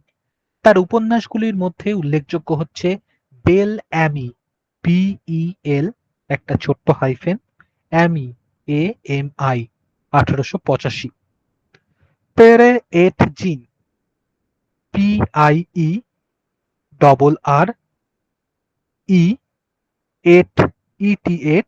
জিন, JEAN, 1888, দ্য ইন, জয়েট, JOYETT, এগুলি কিন্তু উল্লেখযোগ্য রচনা। মোপাসার গল্পের অনেকেই কিন্তু অনুবাদ করেছিলেন। মপাসার যে রচনা, সেই রচনার একটু দু একটা বৈশিষ্ট্য বলে মপাসার গল্পের যারা অনুবাদ করেছিলেন তাদের সম্পর্কে আলোচনা করব। মপাসার গল্পে গণিকাদের জীবন থেকে সাধারণ মানুষের জীবন সকলই কিন্তু উঠে এসেছিল। মপাসার উল্লেখযোগ্য গল্পগুলোকে অনুবাদ করেছিলেন দিব্যেন্দু বন্দ্যোপাধ্যায়, দেবাশিস দে প্রমুখেরা। এছাড়া সৌরীন্দ্র মোহন মুখোপাধ্যায় মপাসার উপন্যাসেরও অনুবাদ করেছিলেন। মপাসার রচনাবলী হিসেবে বাংলায় মপাসার রচনাগুলিকে অনুবাদ করেছিলেন তীর্থপতি দত্ত, এছাড়া সুবোধ চক্রবর্তী প্রমুখেরা। তাহলে এই ছিল মপাসা সম্পর্কে আমাদের একটা বিস্তারিত আলোচনা। এবার আমরা যার সম্পর্কে আলোচনা করব তিনি হচ্ছেন চেখভ, আন্তন পাভলভিচ চেখভ। তার সম্পর্কে কিন্তু এবার আমরা আলোচনা করব। এই এনার সম্পর্কে আলোচনা করতে গিয়ে আমাদের কয়েকটি তথ্য অতি অবশ্যই আমরা দিয়ে দেব, তাহলে তোমাদের বুঝতে সুবিধা হবে। এই যে চেখভ, যেটা আমরা আলোচনা করতে চলেছি চেখভ সম্পর্কে, তিনি ছিলেন একজন রুশ চিকিৎসক, নাট্যকার এবং ছোট গল্পকার। তাকে বিশ্ব সাহিত্যের অন্যতম সেরা ছোট গল্পকার হিসেবেও কিন্তু অনেকে উল্লেখ করেছেন। পেশা জীবনে তিনি মূলত 4টি ক্লাসিক রচনা করেছিলেন এবং তার বেশিরভাগ রচনাই কিন্তু নাটক হিসেবে কিন্তু অভিনীত হতো। তার জন্ম 29শে জানুয়ারি 1807 রাশিয়ায়, এবং তিনি 1904, মাত্র 44 বছর বয়সে 15ই জুলাই তিনি মারা যান। মস্কোতে তার সমাধি রয়েছে। তিনি ফার্স্ট মস্কো স্টেট মেডিকেল বিশ্ববিদ্যালয় থেকে পড়াশোনা করেছিলেন। রাশিয়ার পুশকিন পুরস্কার তিনি পেয়েছিলেন ওলগা নিপারকে তিনি দাম্পত্য সঙ্গী হিসেবে গ্রহণ করেছিলেন। 1901 তাদের আবার বিচ্ছেদ হয়ে যায়। তিনি 1880 থেকে 1903 সালের মধ্যে 600টি সাহিত্যকর্ম রচনা করেছিলেন। শুরুতে হিসেবে তিনি নাট্যকার হিসেবে কিন্তু বেশ একটা পরিচিতি পায় তার three sisters, the seagull and the cherry orchard এই নাটকগুলির জন্য। দ্য সিগাল নাটকটি 1896 সালে মঞ্চস্থ হয়েছিল, কিন্তু প্রথম দিকে সেরকম ভাবে দর্শক প্রিয়তা লাভ করতে পারেনি। পরে 1898 সালে এই নাটকটি মস্কো আর্ট থিয়েটারে মঞ্চস্থ হলে তখন কিন্তু ব্যাপক আকারে প্রশংসিত হয়। অর্থাৎ আমরা প্রথম দিকে দেখতে পাচ্ছি যে তিনি কিন্তু নাট্যকার হিসেবে কিন্তু তার আস্তে আস্তে পরিচয় লাভ ঘটছে। এরপর এছাড়া তিনি বিভিন্ন যে গল্প লিখেছিলেন সেগুলো তার সরল যে জীবন যাপন চারপাশে সেই সকল কিছুকে নিয়ে তিনি লিখেছিলেন, এবং সাহিত্য চর্চার প্রতি তিনি একটা নতুন যে রীতি সেটা কিন্তু তিনি আমাদের সামনে অর্থাৎ পাঠক মহলে কিন্তু তুলে ধরেছিলেন। তিনি এভাবে খুব সামান্যই কিন্তু রোজগার করছিলেন, এবং তিনি যে চিকিৎসক ছিলেন, চিকিৎসক হিসেবেও তিনি কিন্তু সেরকম রোজগার করতেন না, কারণ বেশিরভাগ রোগীকেই তিনি কিন্তু বিনা পয়সায় চিকিৎসা করতেন। আমরা তার জন্ম দেখলাম 1860 সালের 29শে জানুয়ারি রাশিয়ার বন্দর নগরী তাগানরোগে তিনি জন্মগ্রহণ করেছিলেন। চেখভের পিতা ছিল পাভেল জেগোরোভিচ চেখভ। তিনি একজন ভূমিদাস কৃষক ছিলেন এবং তার মাতা ছিলেন একজন ইউক্রেনীয়। তার পিতা তাগানরোগে অর্থাৎ যেখানে চেখভ জন্মেছিলেন সেখানে একটি মুদির দোকান চালাতেন। এবং এই যে বিভিন্ন জায়গায় যে চেখভ ঘুরে বেড়াচ্ছেন ছোটবেলা থেকে, সেখান থেকে আস্তে আস্তে তার মধ্যে একটা মানব জন্ম সম্পর্কে বা মানব জাতির যে বিভিন্ন রকম বৈশিষ্ট্য সেই সম্পর্কে কিন্তু তার একটা ধারণা জন্মাচ্ছে, যা পরবর্তীকালে তিনি যখন সাহিত্য রচনা করছেন সেটার ক্ষেত্রে কিন্তু অনেক কাজে লাগছে তার। 1904 সালে চেখভ কিন্তু প্রচন্ড অসুস্থ হয়ে পড়েন, এবং তারপর আস্তে আস্তে তিনি কিন্তু তার যে শারীরিক যে ক্ষয় সেটা কিন্তু দেখা দেয়। এছাড়া আমরা চেখভের যে বিভিন্ন রকম যে রচনা রয়েছে সেই রচনাগুলো সম্পর্কে এখন তোমাদের সামনে তুলে ধরবো, যেটা কিন্তু তোমরা স্লাইডে হয়তো দেখতে পাবে না, তাই একটুখানি শুনতে থাকো। যে রচনাগুলো আমি এখন বলতে থাকবো, একটুখানি শুনতে থাকো, সকলকেই বলছি। 1884 সালে, যদিও তার আগে বিভিন্ন পত্র পত্রিকায় চেখভ লিখতে থাকছেন, 1884 সালে the stories of Melpomene, MALPOMENA, stories of Melpomene, এবং 1885-তে motley stories, MOTLEY, motley stories নামে তিনি দুটি লঘু লঘু বলতে একটু হালকা চালের আর কি গল্প সংকলন প্রকাশ করেছিলেন। পিটার্সবার্গের বিভিন্ন পত্র পত্রিকায় চেখভের কিন্তু লেখা প্রকাশিত হতো। তার উল্লেখযোগ্য কিছু গল্পের মধ্যে রয়েছে সার্জেন্ট প্রিসিভিভ, দ্য হান্টার, গ্রিফ ইত্যাদি। তার একটি উল্লেখযোগ্য নাটক ছিল প্লাটানভ। এছাড়া তার প্রথম যে নাটকটি মঞ্চে অভিনয় হয়েছিল সেটি হচ্ছে আই ভানভ, 1888। আই ভানভ। একবার চেখভ সাখালিন দ্বীপে ঘুরতে যান, সেখানে তিনি লেখেন সাগ হালিয়েন দ্বীপ, সাগ হালিয়েন দ্বীপ। দ্য বিয়ার, দ্য বিয়ার এই নামেও কিন্তু তিনি একাঙ্ক লিখেছিলেন। তার বিখ্যাত একটি নাটক সিগাল, যাকে বাংলায় গাংচিল বলে, 1896 সালে কিন্তু প্রকাশিত হয়েছিল। এই নাটকটি পিটার্সবার্গের বেশ কিছু থিয়েটারে অভিনীত হয়েছিল এবং এটি একটি মঞ্চ সফল নাটক ছিল। তার শেষ নাটক ছিল 1903 সালে লেখা চেরি অর্কার্ড বা চেরি অর্চার্ড। জার্মানির ব্ল্যাক ফরেস্টে 1904 সালে 15 জুলাই মাত্র 44 বছর বয়সে তিনি মারা যান। চেখভের ছোট গল্প সংকলন ছিল অ্যাট ডাস্ক। অ্যাট ডাস্ক এই ছিল চেখভের যে রচনা, সেই রচনার একটা তালিকা। আমরা নাট্যকার চেখভ সম্পর্কে আর দুই একটা কথা বলবো। চেখভের প্রথম নাট্য প্রয়াস ছিল প্লাটানভ। প্লাটানভ 1878 থেকে 1881 মধ্যে লেখা। তার পূর্ণাঙ্গ নাটকের মধ্যে দ্য সিগাল ছিল সব থেকে উল্লেখযোগ্য 1896। তিনি একটি কাব্যধর্মী নাটক লিখেছিলেন 1889 সালে, the wood demon. The wood demon. অনেক বাংলা যে সাহিত্য যে রচনাকার তার এই চেখভের কিন্তু বহু নাটকের অনুবাদ করেছিলেন। যেমন চেখভের দ্য চেরি অর্কার্ড এই নাটকের রূপান্তর করেছিলেন নাট্যকার অজিতেশ বন্দ্যোপাধ্যায় মঞ্জুরি আমের মঞ্জুরি এই নামে, এবং এই নাটকে বিখ্যাত অভিনেতা নাট্যকার শম্ভু মিত্র অভিনয় করেছিলেন। চেখভের গাংচিল নাটকের অনুবাদ করেছিলেন খায়রুল আলম। খায়রুল আলম গাংচিল এই নামে।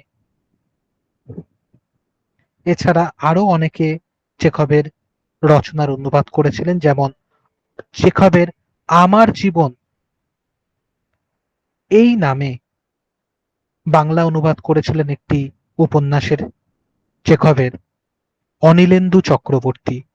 চেখভের একটি উপন্যাসের বাংলা অনুবাদ করেছিলেন আমার জীবন এই নামে অনিলেন্দু চক্রবর্তী। এছাড়া চেখভের গল্প অনুবাদ করেছিলেন আরো অনেকে, যার মধ্যে অজিত গঙ্গোপাধ্যায়, মঞ্জুলিকা রায়, ননী ভৌমিক, রবি দত্ত প্রমুখের নাম কিন্তু উল্লেখযোগ্য। এরপর যার সম্পর্কে আমরা জানব তিনি হচ্ছেন গেটে। আমরা গেটে সম্পর্কে জানব। এনার সম্পর্কে অতি অবশ্যই তোমাদেরকে জানাবো, কিন্তু তার আগে আমি একটুখানি দু একটা কথা বলে নিই। দেখো, যখন পড়াচ্ছি তখন যেরকম স্ক্রিন শেয়ার করছি সেই তথ্যগুলো যেরকম তোমাদেরকে দিচ্ছি, তার বাইরেও কিছু তথ্য কিন্তু তোমাদেরকে দিচ্ছি, এবং এতে করে সামগ্রিকভাবে তোমরা কিন্তু উপকৃত হবে।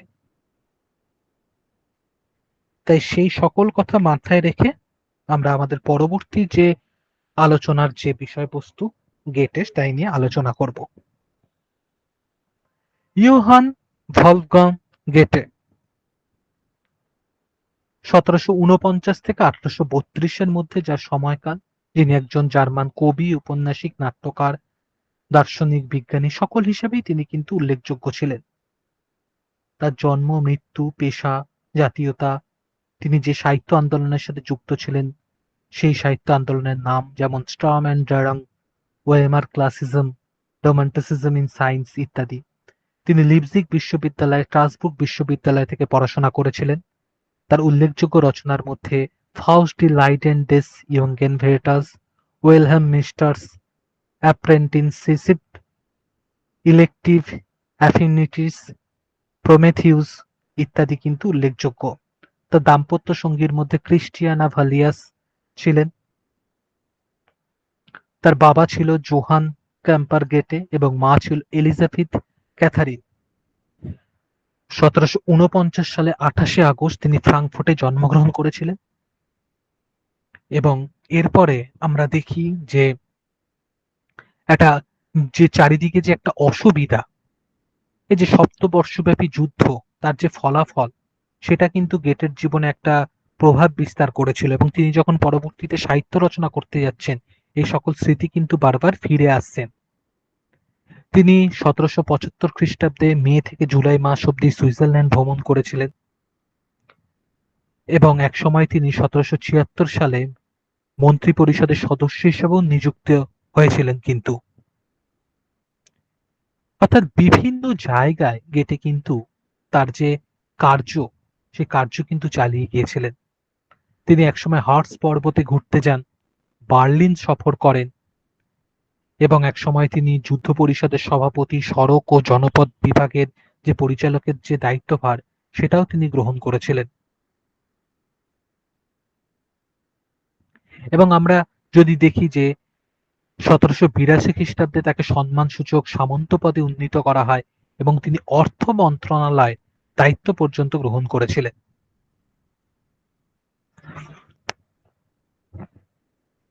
এছাড়া তার আমরা যে বিভিন্ন রকম কবিতা, গ্রন্থ এই সকল কিছু নিয়েও আমরা এক এক করে এবার আলোচনা করব, যেগুলো হয়তো তোমরা এখানে স্ক্রিনে কিছুটা দেখতে পাবে আর বাকিটা তোমাদের কিন্তু একটুখানি শুনতে হবে। আমরা এতক্ষণ যেটা দেখলাম যে 1749 খ্রিস্টাব্দের 28শে আগস্ট গেটে জন্মগ্রহণ করছে। তাকে কিন্তু কবি গুরু হিসাবে অনেকেই উল্লেখ করেছেন, কবি গুরু হিসেবে। জার্মানির ফ্রাঙ্কফুর্ট নগরের এক বর্ধিষ্ণু পরিবারে তিনি জন্মেছিলেন, যার পুরো নাম ছিল জোহান ভোলফ গাং ফন গেটে। তার উল্লেখযোগ্য যে বিখ্যাত যে নাটক, সেই নাটকটা নিয়ে আমাদের সব থেকে বেশি আলোচনা করতে হয়, সেটি হচ্ছে ফাউস্ট নাটক। ফাউস্ট, সেই নাটকে কিন্তু নিয়ে সব থেকে বেশি আলোচনা করতে হয় আমাদের। এবং এই ফাউস্ট নাটকের যে কল্পনা, যে ভাষা শৈলী, তা কিন্তু আজও সকলের মন ছুঁয়ে যায়। এছাড়া আমরা গেটের যে বিভিন্ন রকম যে তার সাহিত্য নিয়ে বাংলা সাহিত্যে যে বিভিন্ন রকম চর্চা, সেই নিয়েও কিন্তু আজকে আলোচনা করব। তার আগে ফাউস্ট সম্পর্কে দু চারটে কথা বলে নেবো আগে। তার এই যে ফাউস্ট, এর প্রথম খণ্ড প্রকাশিত হয়েছিল 1808 খ্রিস্টাব্দে। ফাউস্ট এর দ্বিতীয় খণ্ড লেখা গেটে শেষ করেন 1831 খ্রিস্টাব্দে এবং ফাউস্টের যে দ্বিতীয় খণ্ড, এটি ছিল তার সর্বশেষ গ্রন্থ। যদি অনেকের কাছে ফাউস্টের এই দ্বিতীয় খণ্ডটি তেমনভাবে বোধগম্য হয়নি। 16ই মার্চ 1832 খ্রিস্টাব্দে গেটে আমাদের সকলকে ছেড়ে চলে যায়। এই যে যেটা বলছিলাম, এবার গেটে এবং তার সাহিত্য নিয়ে বাংলা সাহিত্যে কিভাবে চর্চা হয়েছিল। রবীন্দ্রনাথ ভারতী পত্রিকায় গেটেকে নিয়ে প্রবন্ধ লিখেছিলেন এবং গেটের যে বিভিন্ন রকম চরিত্র, নারী চরিত্র, যেমন অ্যানসেন, ফ্রেডারিকা, লুসিন্ডা, এমেলিয়া, এদেরকে নিয়েও কিন্তু রবীন্দ্রনাথ আলোচনা করেছিলেন। রবীন্দ্রনাথ প্রাচীন সাহিত্য এই প্রবন্ধ গ্রন্থের শকুন্তলা প্রবন্ধে গেটেকে নিয়ে আলোচনা করেছেন। কাজী আব্দুল ওদুদ, যা তোমাদের পিএসসি সিলেবাসও রয়েছে, কাজী আব্দুল ওদুদের প্রবন্ধ, সেখানে কবিগুরু গেটে সম্পর্কে কিন্তু বিস্তর আলোচনা করেছেন কাজী আব্দুল ওদুদ।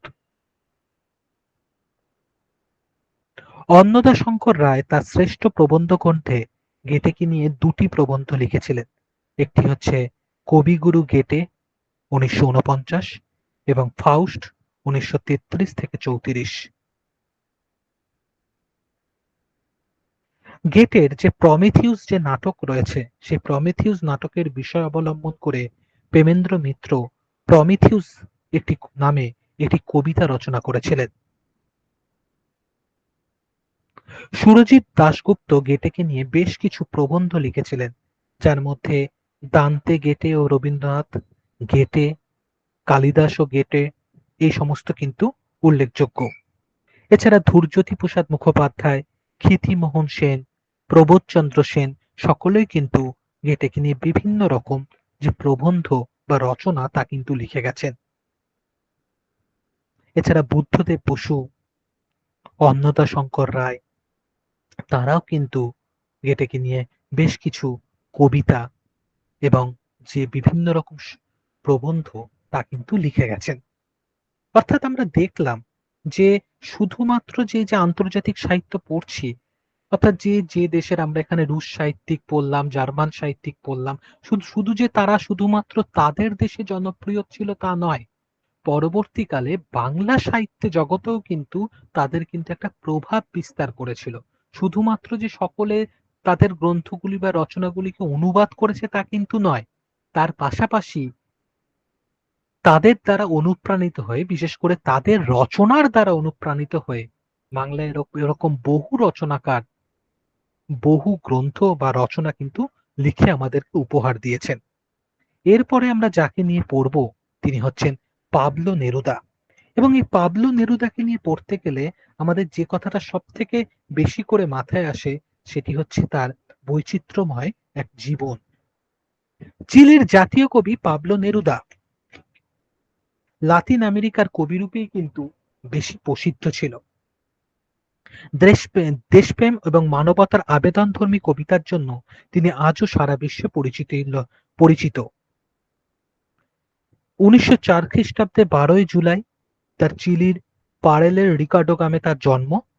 নেরুদার পিতা ছিলেন একজন রেল লাইন বসাবার কাজে নিযুক্ত একজন ব্যক্তি।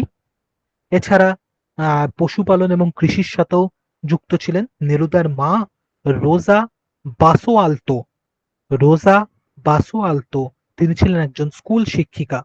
মাত্র 3 বছর বয়সে নেরুদা মাকে হারিয়ে ফেলেন। স্কুলের পড়ায় তার বিশেষ মনোযোগ ছিল না। তিনি বিভিন্ন রকম যে বাইরের যে সকল বই সে সকল বই পড়তেন, যেমন জুলে ভান, ভিক্টর হুগো, ম্যাক্সিম গোর্কির লেখার মধ্যে সারাক্ষণ ডুবে থাকতেন। মাত্র 10 বছর বয়সেই তিনি কবিতা লেখা শুরু করেছিলেন। কবিতা লেখার সুবাদে তিনি মাত্র 13 বছর বয়সের মধ্যেই কিন্তু পরিচিতি লাভ করেছিলেন। 15 বছর বয়স থেকেই বিভিন্ন পত্রপত্রিকায় পাবলো নেরুদা ছদ্মনামে লিখতে আরম্ভ করেন। নেরুদার প্রথম কবিতার বই টুইলাইট প্রকাশিত হয় 1923 খ্রিস্টাব্দে এবং এরপরেই তিনি কিন্তু আস্তে আস্তে সমালোচকদের দৃষ্টি আকর্ষণ করেন। তিনি পরের বছর প্রকাশ করেন তার দ্বিতীয় কাব্যগ্রন্থ ভেইন্তে পোয়েমাস দে আমার বা 20টি প্রেমের কবিতা। কবিতার পাশাপাশি গল্প লেখাতেও তিনি হাত দিয়েছিলেন নেরুদা। তার প্রথম উপন্যাস ছিল এল হ্যাবিট্যান্টে ওয়াইএসইউ ক্যাফেরেনজা বা নিবাসী ও তার আশা, যেটি প্রকাশিত হয়েছিল 1926 খ্রিস্টাব্দে।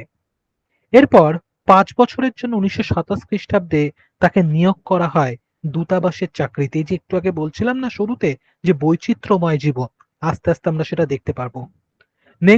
নেরুদা প্রথমে ব্রহ্মদেশ, সেখান থেকে রেঙ্গুন, কলম্বো, পরে জাভায় কাটালেন তার জীবন। প্রবাসে থাকাকালীন তিনি লিখলেন রিসাইডেন্সিয়া সিইউ ল্যাটেরিয়া বা পৃথিবীর বাসা কবিতা গুচ্ছ। এটি কিন্তু তিনি লিখছেন। দেশের বাইরে থাকা যন্ত্রণা ও একাকিত্ব এই ছিল তার এই কাব্যগ্রন্থের বিষয়।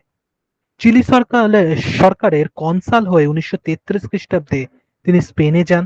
এছাড়া বার্সেলোনা, মাদ্রিদ এসব জায়গাও তিনি ঘোরেন। কূটনৈতিক জীবনে এসে ধীরে ধীরে তিনি রাজনীতির প্রতি একটা আকর্ষণ অনুভব করতে থাকে। তাই তার লেখা এবার কিন্তু বিভিন্ন রকম যে হত্যা, যে আবেগময় প্রতিবাদ তা কিন্তু ঝরে পড়তে থাকে।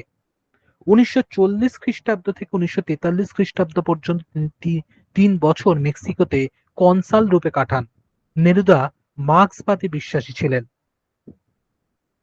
এছাড়া 1945 খ্রিস্টাব্দে নেরুদা কমিউনিস্ট পার্টিতে যোগ দেন এবং চিলির আইনসভা সিনেটের সদস্য নির্বাচিত হয়েছিলেন।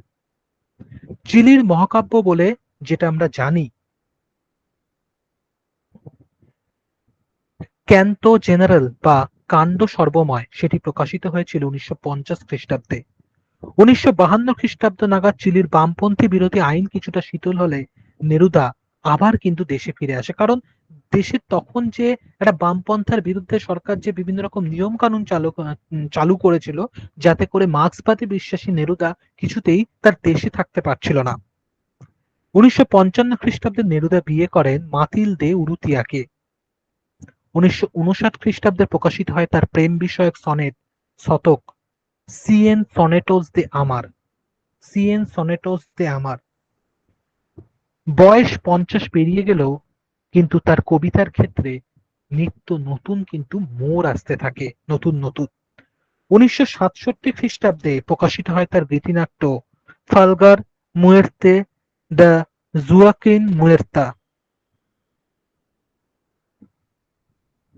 এবং এরপর আমরা দেখতে পাই চিলির রাজনৈতিক পটভূমিতে একটা পরিবর্তন আসে।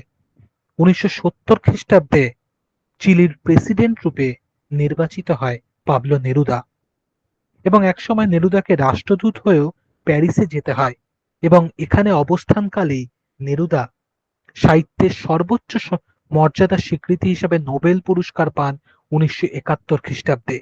এর আগে তিনি আন্তর্জাতিক শান্তি পুরস্কার, লেনিন ও স্তালিন পুরস্কারও পেয়েছিলেন। চিলিতে গৃহযুদ্ধের মুখে রোগের দ্বারা আক্রান্ত হয়ে নেরুদা ফিরে এসেছিলেন দেশে। তার স্মৃতিকথা কনফি এসোকুই হে ভিভিদো মেমোরিয়াস 1974 খ্রিস্টাব্দে চূড়ান্ত রূপ পরিগ্রহ করে। 1976 খ্রিস্টাব্দে 23শে সেপ্টেম্বর নেরুদা শেষ নিঃশ্বাস ত্যাগ করেছিলেন। তাহলে এই ছিল পাবলো নেরুদা সম্পর্কে একটা সামগ্রিক আলোচনা। কিন্তু আরো আমরা কিছু উল্লেখযোগ্য যে তথ্য সেটা বলবো, কিন্তু আবারও বলে রাখছি, এতক্ষণ তোমরা স্ক্রিনে যা যা দেখতে পেলে, এবার কিছু উল্লেখযোগ্য তথ্য যা তোমাদেরকে শুধুমাত্র শুনতে হবে। চাইলে তোমরা নোট ডাউন করতে পারো, এবং আমি বলে রেখেছি যে যা যা অতিরিক্ত তথ্য বলছি তারও একটি আলাদা পিডিএফ তোমাদেরকে দিয়ে দেওয়ার চেষ্টা করা হবে। পাবলো নেরুদার আমরা পুরো নাম যদি জানি, পুরো নাম ছিল রিকার্ডো এলিয়েজের রিকার্ডো এলিয়েজের নেপতালি রেয়েস বোসোয়ালতো। আমি আরেকবার নামটা বলছি, রিকার্ডো এলিয়েজের নেপতালি রেয়েস বোসোয়ালতো। নেরুদার প্রথম কাব্যগ্রন্থের নাম ছিল ক্রেপ স্কুলারিও। ক্রেপ স্কুলারিও কাব্যটি ক্লারিডাট প্রকাশনা থেকে 1923 সালে প্রকাশিত হয়েছিল। এছাড়া 20 বছর বয়সে তিনি দ্বিতীয় কাব্যগ্রন্থ লিখছেন, যার নাম ভিনতে পোয়েমাস দে আমর ওয়াই উনা ক্যানকিয়ন ডেসেসপেরাডা, বা 20টি প্রেমের কবিতা। নেরুদার লেখা একটি উল্লেখযোগ্য উপন্যাস হচ্ছে এল হ্যাবিটেন্টে ওয়াইসু এসপেরেন্সা। এখানে নামটা দেয়াও আছে, তোমরা দেখেওছো। তিনি মোটামুটি বহু কবিতা লিখেছেন। 1948 থেকে 49 সালের মধ্যে তিনি কিন্তু সব থেকে বেশি কবিতা লিখছেন। তার যে ক্যান্টো জেনারেল, সেই মহাকাব্যে নেরুদার কবি সত্তার একটা পুনর্জন্ম ঘটেছে বলে অনেকেই কিন্তু বলে থাকেন। নেপালস থেকে, নেপাল নয় কিন্তু নেপলস, নেপলস, সেই নেপলস থেকে বেনামে প্রকাশ হয় নেরুদার একটি গ্রন্থ, সেটি হচ্ছে Los Versos del Capitán. Los Versos del Capitán. 1962 খ্রিস্টাব্দে চিলি বিশ্ববিদ্যালয় থেকে তাকে কিন্তু দর্শন এবং শিক্ষা বিভাগের ফেলো হিসেবেও নির্বাচিত করা হয়। 1967 সালে নেরুদার একটি কবিতার বই প্রকাশিত হয়, যার নাম ছিল ভাটিয়ালি। ভাটিয়ালি। পাবলো নেরুদার কবিতার বহুজন অনুবাদ করেছেন, তার মধ্যে একজন ছিলেন মঙ্গলাচরণ চট্টোপাধ্যায়। মঙ্গলাচরণ চট্টোপাধ্যায়। এছাড়া উল্লেখযোগ্য ছিলেন তিনি হচ্ছেন কবি সুভাষ মুখোপাধ্যায়। সুভাষ মুখোপাধ্যায় পাবলো নেরুদার বহু কবিতা অনুবাদ করেছিলেন, এবং সুভাষ মুখোপাধ্যায় পাবলো নেরুদার যে কবিতাগুলো অনুবাদ করছেন সেটি তিনি পাবলো নেরুদার কবিতাগুচ্ছ এই নামে কিন্তু প্রকাশও করছেন।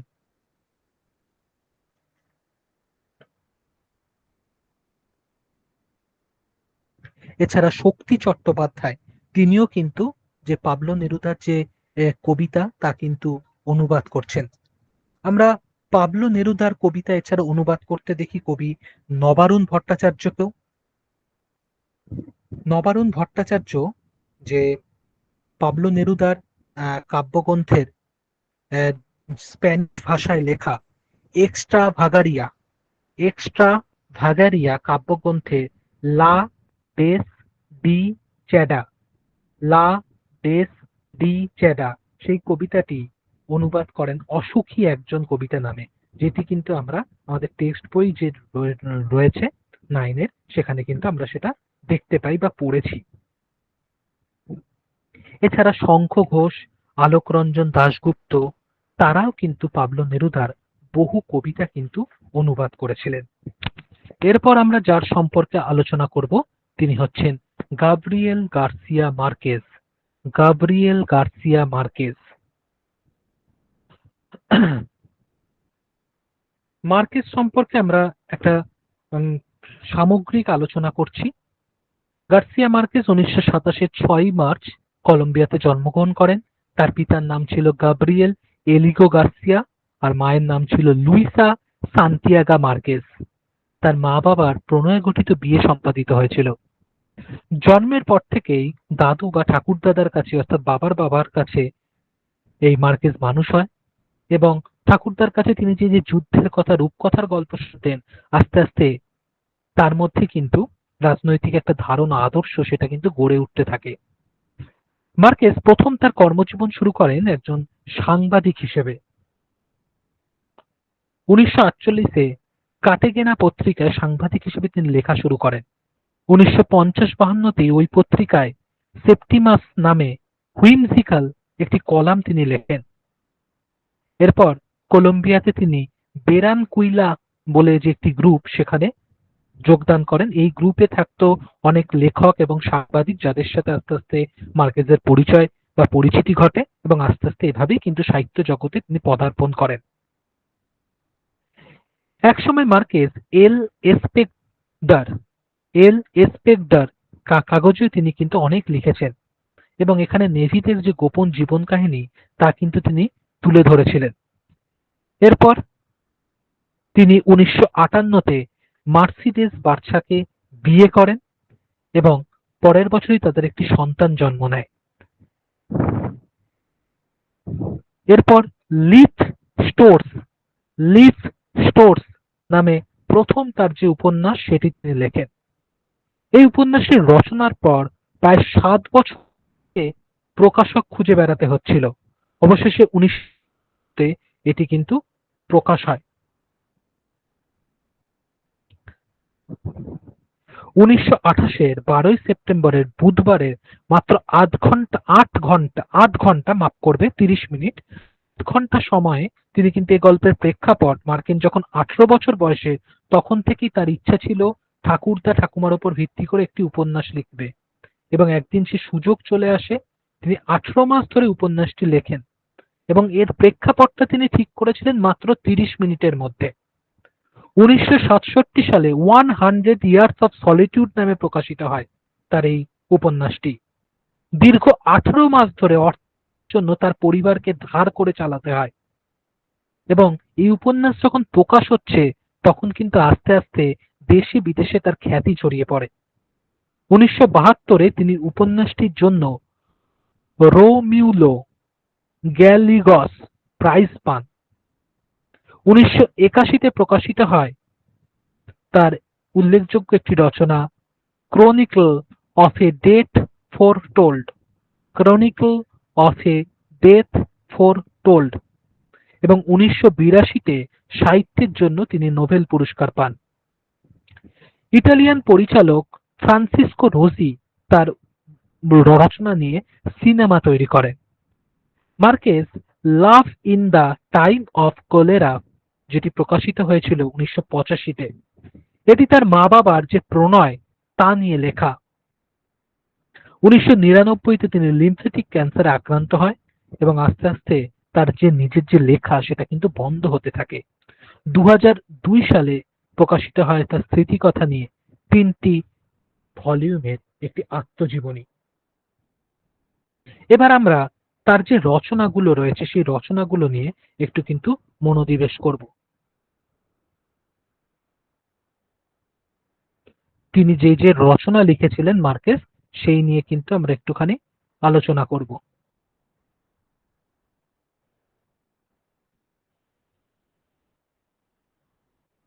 প্রথমেই আমরা দেখব তার উপন্যাস an evil hour 1962, 100 years of solitude 1967, love in time of cholera 1985, leaf storm 1955, no one writes on the colonel 1961, chronicle of a death foretold 1981, memories of my melancholy whores 2004 ইত্যাদি কিন্তু উল্লেখযোগ্য। এবার আমরা দেখব তার গল্প গ্রন্থ। Eyes of blue dog 1962, big mama's funeral 1962, incredible and sad tale of innocent Eréndira and heartless grandmother 1978, collect stories 1984, strange pilgrims 1993। তার নন ফিকশন কিছু গ্রন্থের মধ্যে বা রচনার মধ্যে উল্লেখযোগ্য the story of a ship wrecked sailor 1970, The Solitude of Latin America 1982, The Fragrance of Guava 1982, Clandestine in Chile 1980, News of a Kidnapping 1996, A Couple 1998, Living to Tell the Tale 2002। Cinema জগতের সাথেও তিনি কিন্তু পরিচিত ছিল। কিভাবে? লাতিন আমেরিকার film ফাউন্ডেশনের প্রধান ছিলেন কিন্তু তিনি। তিনি বহু স্ক্রিন প্লে বা চিত্রনাট্য তিনি কিন্তু লিখে গেছেন। তার অসংখ্য গল্প উপন্যাস নিয়ে সিনেমা তৈরি হয়েছে। তিনি ম্যাজিক রিয়ালিজম এই আখ্যায় ভূষিত হয়েছিলেন। সাহিত্য সৃষ্টির জন্য তিনি কিন্তু আজও কিন্তু সকলের কাছে মার্কেস কিন্তু উল্লেখযোগ্য ব্যক্তি হয়ে আছেন। একজন লাতিন আমেরিকান হিসেবে তিনি কিন্তু সাহিত্যে চতুর্থ নোবেল প্রাইজ পেয়েছিলেন। চতুর্থ নোবেল বলতে মানে এর আগে তিনজন পেয়ে গেছিলেন, তিনি ছিলেন চতুর্থ একজন লাতিন আমেরিকান হিসেবে তিনি কিন্তু নোবেল প্রাইজ পেয়েছিলেন এবং এটা কিন্তু উল্লেখযোগ্য। অর্থাৎ আমরা দেখলাম যে মার্কেস কিভাবে তার যে সাহিত্য সৃষ্টি সেটা কিন্তু আস্তে আস্তে আস্তে আস্তে জনসমক্ষে তুলে ধরেছিলেন। আমরা অনুবাদ এবং যে অনুষঙ্গ কি কারা কারা মার্কেসের যে রচনাকে অনুবাদ করেছিলেন সেই সম্পর্কেও কিন্তু এবার একটু আলোকপাত করব। যেমন ইংরেজিতে মার্কেসের সিয়েন আনিওস দে সোলেদাদ, সিয়েন আনিওস দে সোলেদাদ এই উপন্যাসটার স্প্যানিশ ভাষায় লেখা ছিল। তার ইংরেজি অনুবাদ করছেন গ্রেগরি রাবাসা। গ্রেগরি রাবাসা। আবার যাদবপুর বিশ্ববিদ্যালয়ের তুলনামূলক সাহিত্যের অধ্যাপক মানবেন্দ্র বন্দ্যোপাধ্যায় তিনি মার্কেসের স্প্যানিশ ভাষায় লেখা এল কোরোনেল নো তিয়েনে এল এসক্রিবা এই উপন্যাসটিকে বাংলায় অনুবাদ করছেন। এল কোরোনেল নো তিয়েনে লে এসক্রিবা। বুদ্ধদেব ভট্টাচার্য মার্কেসের বহু গল্পের অনুবাদ করেছিলেন। বুদ্ধদেব ভট্টাচার্য বলতে প্রাক্তন যে মুখ্যমন্ত্রী তার কথা বলা হচ্ছে। এছাড়া মার্কেসের লেখা উপন্যাস মেমোরিয়াস দে মিস পুতাস ক্রিস্তেস তার বাংলায় অনুবাদ করেছিলেন আনোয়ার হোসেন মঞ্জু। আনোয়ার হোসেন মঞ্জু এরকম বহুজন কিন্তু মার্কেসের গল্প রচনা সেগুলোর কিন্তু অনুবাদ করে গেছেন। এরপরে আমরা যার সম্পর্কে পড়ব তিনি হচ্ছেন ল্যাংস্টন হিউজ। ল্যাংস্টন হিউজ সম্পর্কে আমরা অতি অবশ্যই দেখব যে কবে তিনি জন্মগ্রহণ করছেন, তার যে সাহিত্য কীর্তি সেগুলি সম্পর্কে। এখন ল্যাংস্টন হিউজ সম্পর্কে যেটা আমরা এখন সব থেকে প্রথমে দেখব সেটা হচ্ছে তার জন্ম। 1902 থেকে 1967 এই ছিল তার হচ্ছে সময়কাল। তিনি একজন মার্কিন কবি এবং তিনি খবরের কাগজে লিখতেন। এছাড়া একজন প্রাবন্ধিক এবং ঔপন্যাসিক ছিলেন। তার বাবার নাম ছিল জেমস মার্শাল ল্যাংস্টন হিউজ এবং তিনি লিংটন বিশ্ববিদ্যালয় পেনসিলভেনিয়া শিক্ষা প্রতিষ্ঠান সেখান থেকে কিন্তু তিনি শিক্ষা লাভ করেছিলেন। 1902 সালের 1 ফেব্রুয়ারি মিজুরির জোপলিনে তিনি জন্মগ্রহণ করেন। তার পিতা ছিলেন একজন আন্দোলন কর্মী এবং মা ছিলেন শিক্ষিকা ক্যারোলিন। তিনি পিতামাতার দ্বিতীয় সন্তান ছিলেন। এই হিউজের বা ল্যাংস্টন হিউজের রচিত কবিতাগুলির মধ্যে ড্রিমস নামক যে কবিতা সেটি ছিল অন্যতম। এটি বাংলাদেশের মাধ্যমিক শিক্ষা সিলেবাসের কিন্তু অন্তর্ভুক্ত। ল্যাংস্টন হিউজের যে রচনাগুলি রয়েছে সেই রচনাগুলি এখানে তুলে ধরা হয়েছে। তার উল্লেখযোগ্য হচ্ছে dreams, hold fast to dreams, for if dreams die, life is a broken. মাফ করবে, এটা একটা কবিতার লাইন, আমি ড্রিমসটা দেখে বলেছি, এটা একটা কবিতার line. Dream first to dreams, এটি ড্রিমস কবিতার লাইন, উল্লেখযোগ্য কিছু line. For if dreams die, life is a broken winged bird that can not fly. অর্থাৎ আমরা এখানে বুঝতে পারছি যে স্বপ্ন, সেই স্বপ্ন যদি আমরা কখনো সেই স্বপ্ন যদি সুপ্ত হয়ে যায়, অনেকদিন জমিয়ে রাখতে রাখতে, আমরা প্রত্যেকেই জানি স্বপ্ন আমাদের তাড়া করে বেড়ায়, যাতে আমরা কার্যে বা কর্মে লিপ্ত হই। কিন্তু সেই স্বপ্ন যদি শুধু স্বপ্নই থেকে যায়, আমি যদি রোজ যদি শুধু সেটাকে শুধু স্বপ্ন হিসেবেই দেখি, কিন্তু স্বপ্নটাকে বাস্তবিক করতে যদি আমরা কখনোই কর্মে লিপ্ত না হই, তাহলে সেই স্বপ্ন কখনোই বাস্তবায়িত হবে না। Hold fast dreams, for when dreams go, life is a barren field frozen with snow. তার কাব্যগ্রন্থগুলির মধ্যে the weary blues 1926, fine clothes to the Jew 1926, মাফ করবে 1927, the Negro mother and other dramatic recitations 1931, dear lovely death 1931, the dream keeper and other poems 1931, a new song 1938, commercial theatre 1940, এগুলি কিন্তু উল্লেখযোগ্য কাব্যগ্রন্থগুলির মধ্যে। এছাড়া কাব্যগ্রন্থের মধ্যে আছে Shakespeare in Harlem, fields of wonder, one way ticket, montage of a dream deferred ইত্যাদি। তার উপন্যাস এবং ছোট গল্পের মধ্যে আছে not without a laughter, the ways of white folks, simple speaks his mind, লাফিং to, keep from crying, simple takes the wife, sweet flypaper of life, simple stakes claim, tambourines to glory ইত্যাদি। এছাড়া তার the best of simple, simple uncle Sam, এগুলি কিন্তু উল্লেখযোগ্য। এছাড়া তার non fiction বইগুলির মধ্যে the big sea, famous American Negroes, এগুলি কিন্তু উল্লেখযোগ্য কিছু রচনা। তার নাটকের মধ্যে mule bone, mulatto, troubled island, little ham, emperor of Haiti, don't you want to be free, street scene, tambourines to glory, এগুলি কিন্তু উল্লেখযোগ্য। এছাড়া black nativity, little ham, emperor of Haiti, street scene, simple heavenly, Jericho Jim Crow উল্লেখযোগ্য। তিনি বহু সম্মান পেয়েছিলেন তার জীবনে, তার মধ্যে গাগেনহিম ফেলোশিপ অর্জন, রোজেনওয়ার্ল্ড ফান্ড ফেলোশিপ অর্জন, তারপর লিংস্টন বিশ্ববিদ্যালয় থেকে ডিলিট উপাধি পেয়েছিলেন তিনি। এছাড়া American academy of arts and letters থেকে তিনি সাম্মানিক পেয়েছিলেন। 1967 সালের 22শে মে ৬৬ বছর বয়সে নিউ ইয়র্ক সিটিতে তিনি কিন্তু মৃত্যুবরণ করেছিলেন। এছাড়া আরো কিছু উল্লেখযোগ্য তথ্য যেটা তোমরা এখন স্ক্রিনে হয়তো দেখতে পাবে না, কিন্তু সেই তথ্যগুলি আমি তোমাদেরকে দিয়ে দিচ্ছি। তাহলে আমরা দেখলাম ল্যাংস্টন হিউজের প্রথম যে কাব্য সেটি ছিল the worry blues, WEARYBLUES, worry blues 1926, এটি কিন্তু উল্লেখযোগ্য। তার প্রথম উপন্যাস ছিল 1930 সালে লেখা not without laughter, not without laughter. তার প্রথম গল্প সংকলন গ্রন্থ ছিল the way off white folks, the ways of white folks, FOLKS, 1934 সালে যেটি প্রকাশিত হয়েছিল। ল্যাংস্টন হিউজের যে কাব্য কবিতা ছিল সেগুলো অনেকেই অনুবাদ করেছিলেন, যেমন শক্তি চট্টোপাধ্যায় অনুবাদ করেছিলেন সব থেকে বেশি। এছাড়া আরো অনেকে রয়েছেন, তার মধ্যে আমরা শক্তি চট্টোপাধ্যায়কে বেশি দেখছি, কারণ শক্তি চট্টোপাধ্যায়ের বহু কবিতায় ল্যাংস্টন হিউজের যে কবিতার লাইন, সেই লাইন কিন্তু চলে এসেছে। এছাড়া কবি সুকান্ত ভট্টাচার্য ল্যাংস্টন হিউজের একটি কবিতা অনুবাদ করেছিলেন মজুরদের ঝড় এই নামে, মজুরদের ঝড়।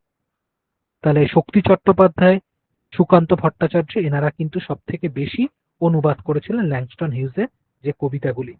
এরপর আমরা পড়বো আর্নেস্ট হেমিংওয়ে সম্পর্কে।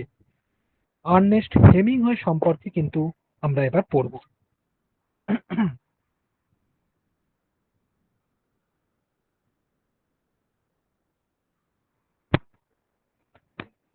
মার্কিন ঔপন্যাসিক এবং ছোট গল্পকার আর্নেস্ট হেমিংওয়ে 1919 খ্রিস্টাব্দের 21শে জুলাই যুক্তরাষ্ট্রের এলিয়ান্স ওক পার্কে জন্মগ্রহণ করেন। তার বাবা ছিলেন ডাক্তার এবং শিকার পাগল একজন মানুষ, এবং বাবার কাছ থেকেই তিনি কিন্তু শিকারে হাতেখড়ি হয়েছিল তার। অন্যদিকে তার মা ছিল সঙ্গীত রসিক, তাই পিতা মাতার এই যে বিভিন্ন রকম রুচি, এই রুচি থেকে তার যেরকম জীবনে একটা বৈচিত্র্য আসে, পাশাপাশি পিতামাতার মধ্যে একটা অস্বাস্থ্যকর যে সম্পর্ক সেটা কিন্তু তাকে ছোটবেলা থেকেই একটা নিঃসঙ্গ বোধের শিকার করে। যদিও আর্নেস্ট হেমিংওয়ে খুব মনোযোগী একজন ছাত্র ছিল এবং স্কুলের পড়ার পাশাপাশি বিভিন্ন বিষয় নিয়ে কিন্তু মনোনিবেশ করতেন। বিশ্ববিদ্যালয়ের স্তর অবধি তিনি কিন্তু পড়তে পারেনি, তার আগে তাকে কর্মজীবনে প্রবেশ করতে হয়। সাংবাদিক হিসেবে তার প্রথম জীবন শুরু হয়। তিনি একসময় প্রথম এবং দ্বিতীয় বিশ্বযুদ্ধে অংশগ্রহণ করেছিলেন। 1925 খ্রিস্টাব্দে তার প্রথম গল্পগ্রন্থ ইউ আওয়ার টাইমস এবং পরের বছর অর্থাৎ 1926 খ্রিস্টাব্দে তার প্রথম উপন্যাস দ্য সান অলসো রাইজেস প্রকাশিত হওয়ার সাথে সাথে হেমিংওয়ে কিন্তু লেখক হিসেবে স্বীকৃতি পান। বাবা মায়ের যে একটা অস্বাস্থ্যকর সম্পর্ক, সেখান থেকে তার মনে কিন্তু একটা অস্থিরতা বোধ কিন্তু দানা বাঁধছিল।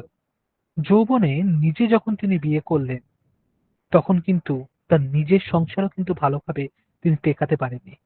1921 থেকে 1946 মধ্যে তিনি 4 বার বিয়ে করেছিলেন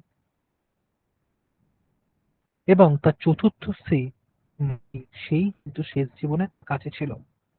তার প্রথম বিশ্বযুদ্ধের অভিজ্ঞতায় পূর্ণ উপন্যাস এ ফেয়ারওয়েল টু আর্মস 1929 খ্রিস্টাব্দে প্রকাশের পর হেমিংওয়ে কিন্তু আন্তর্জাতিক খ্যাতি লাভ করে। তার রচনা জার্মান, ফ্রান্স সহ আরো অনেক ভাষায় অনুবাদ হচ্ছিল কিন্তু, এবং অনেকের মতে স্পেনীয় যুদ্ধের অভিজ্ঞতা নিয়ে লেখা তার উপন্যাস for whom the bell tolls এটি ছিল তার শ্রেষ্ঠ উপন্যাস, যার বইটি প্রকাশিত হয়েছিল 1940 খ্রিস্টাব্দে। তার গীতিধর্মী অসামান্য উপন্যাস ছিল the old man and the sea, যেটি প্রকাশিত হয়েছিল 1952। এছাড়া অন্যান্য উল্লেখযোগ্য রচনার মধ্যে আছে men without women, winner take nothing, to have and have not ইত্যাদি।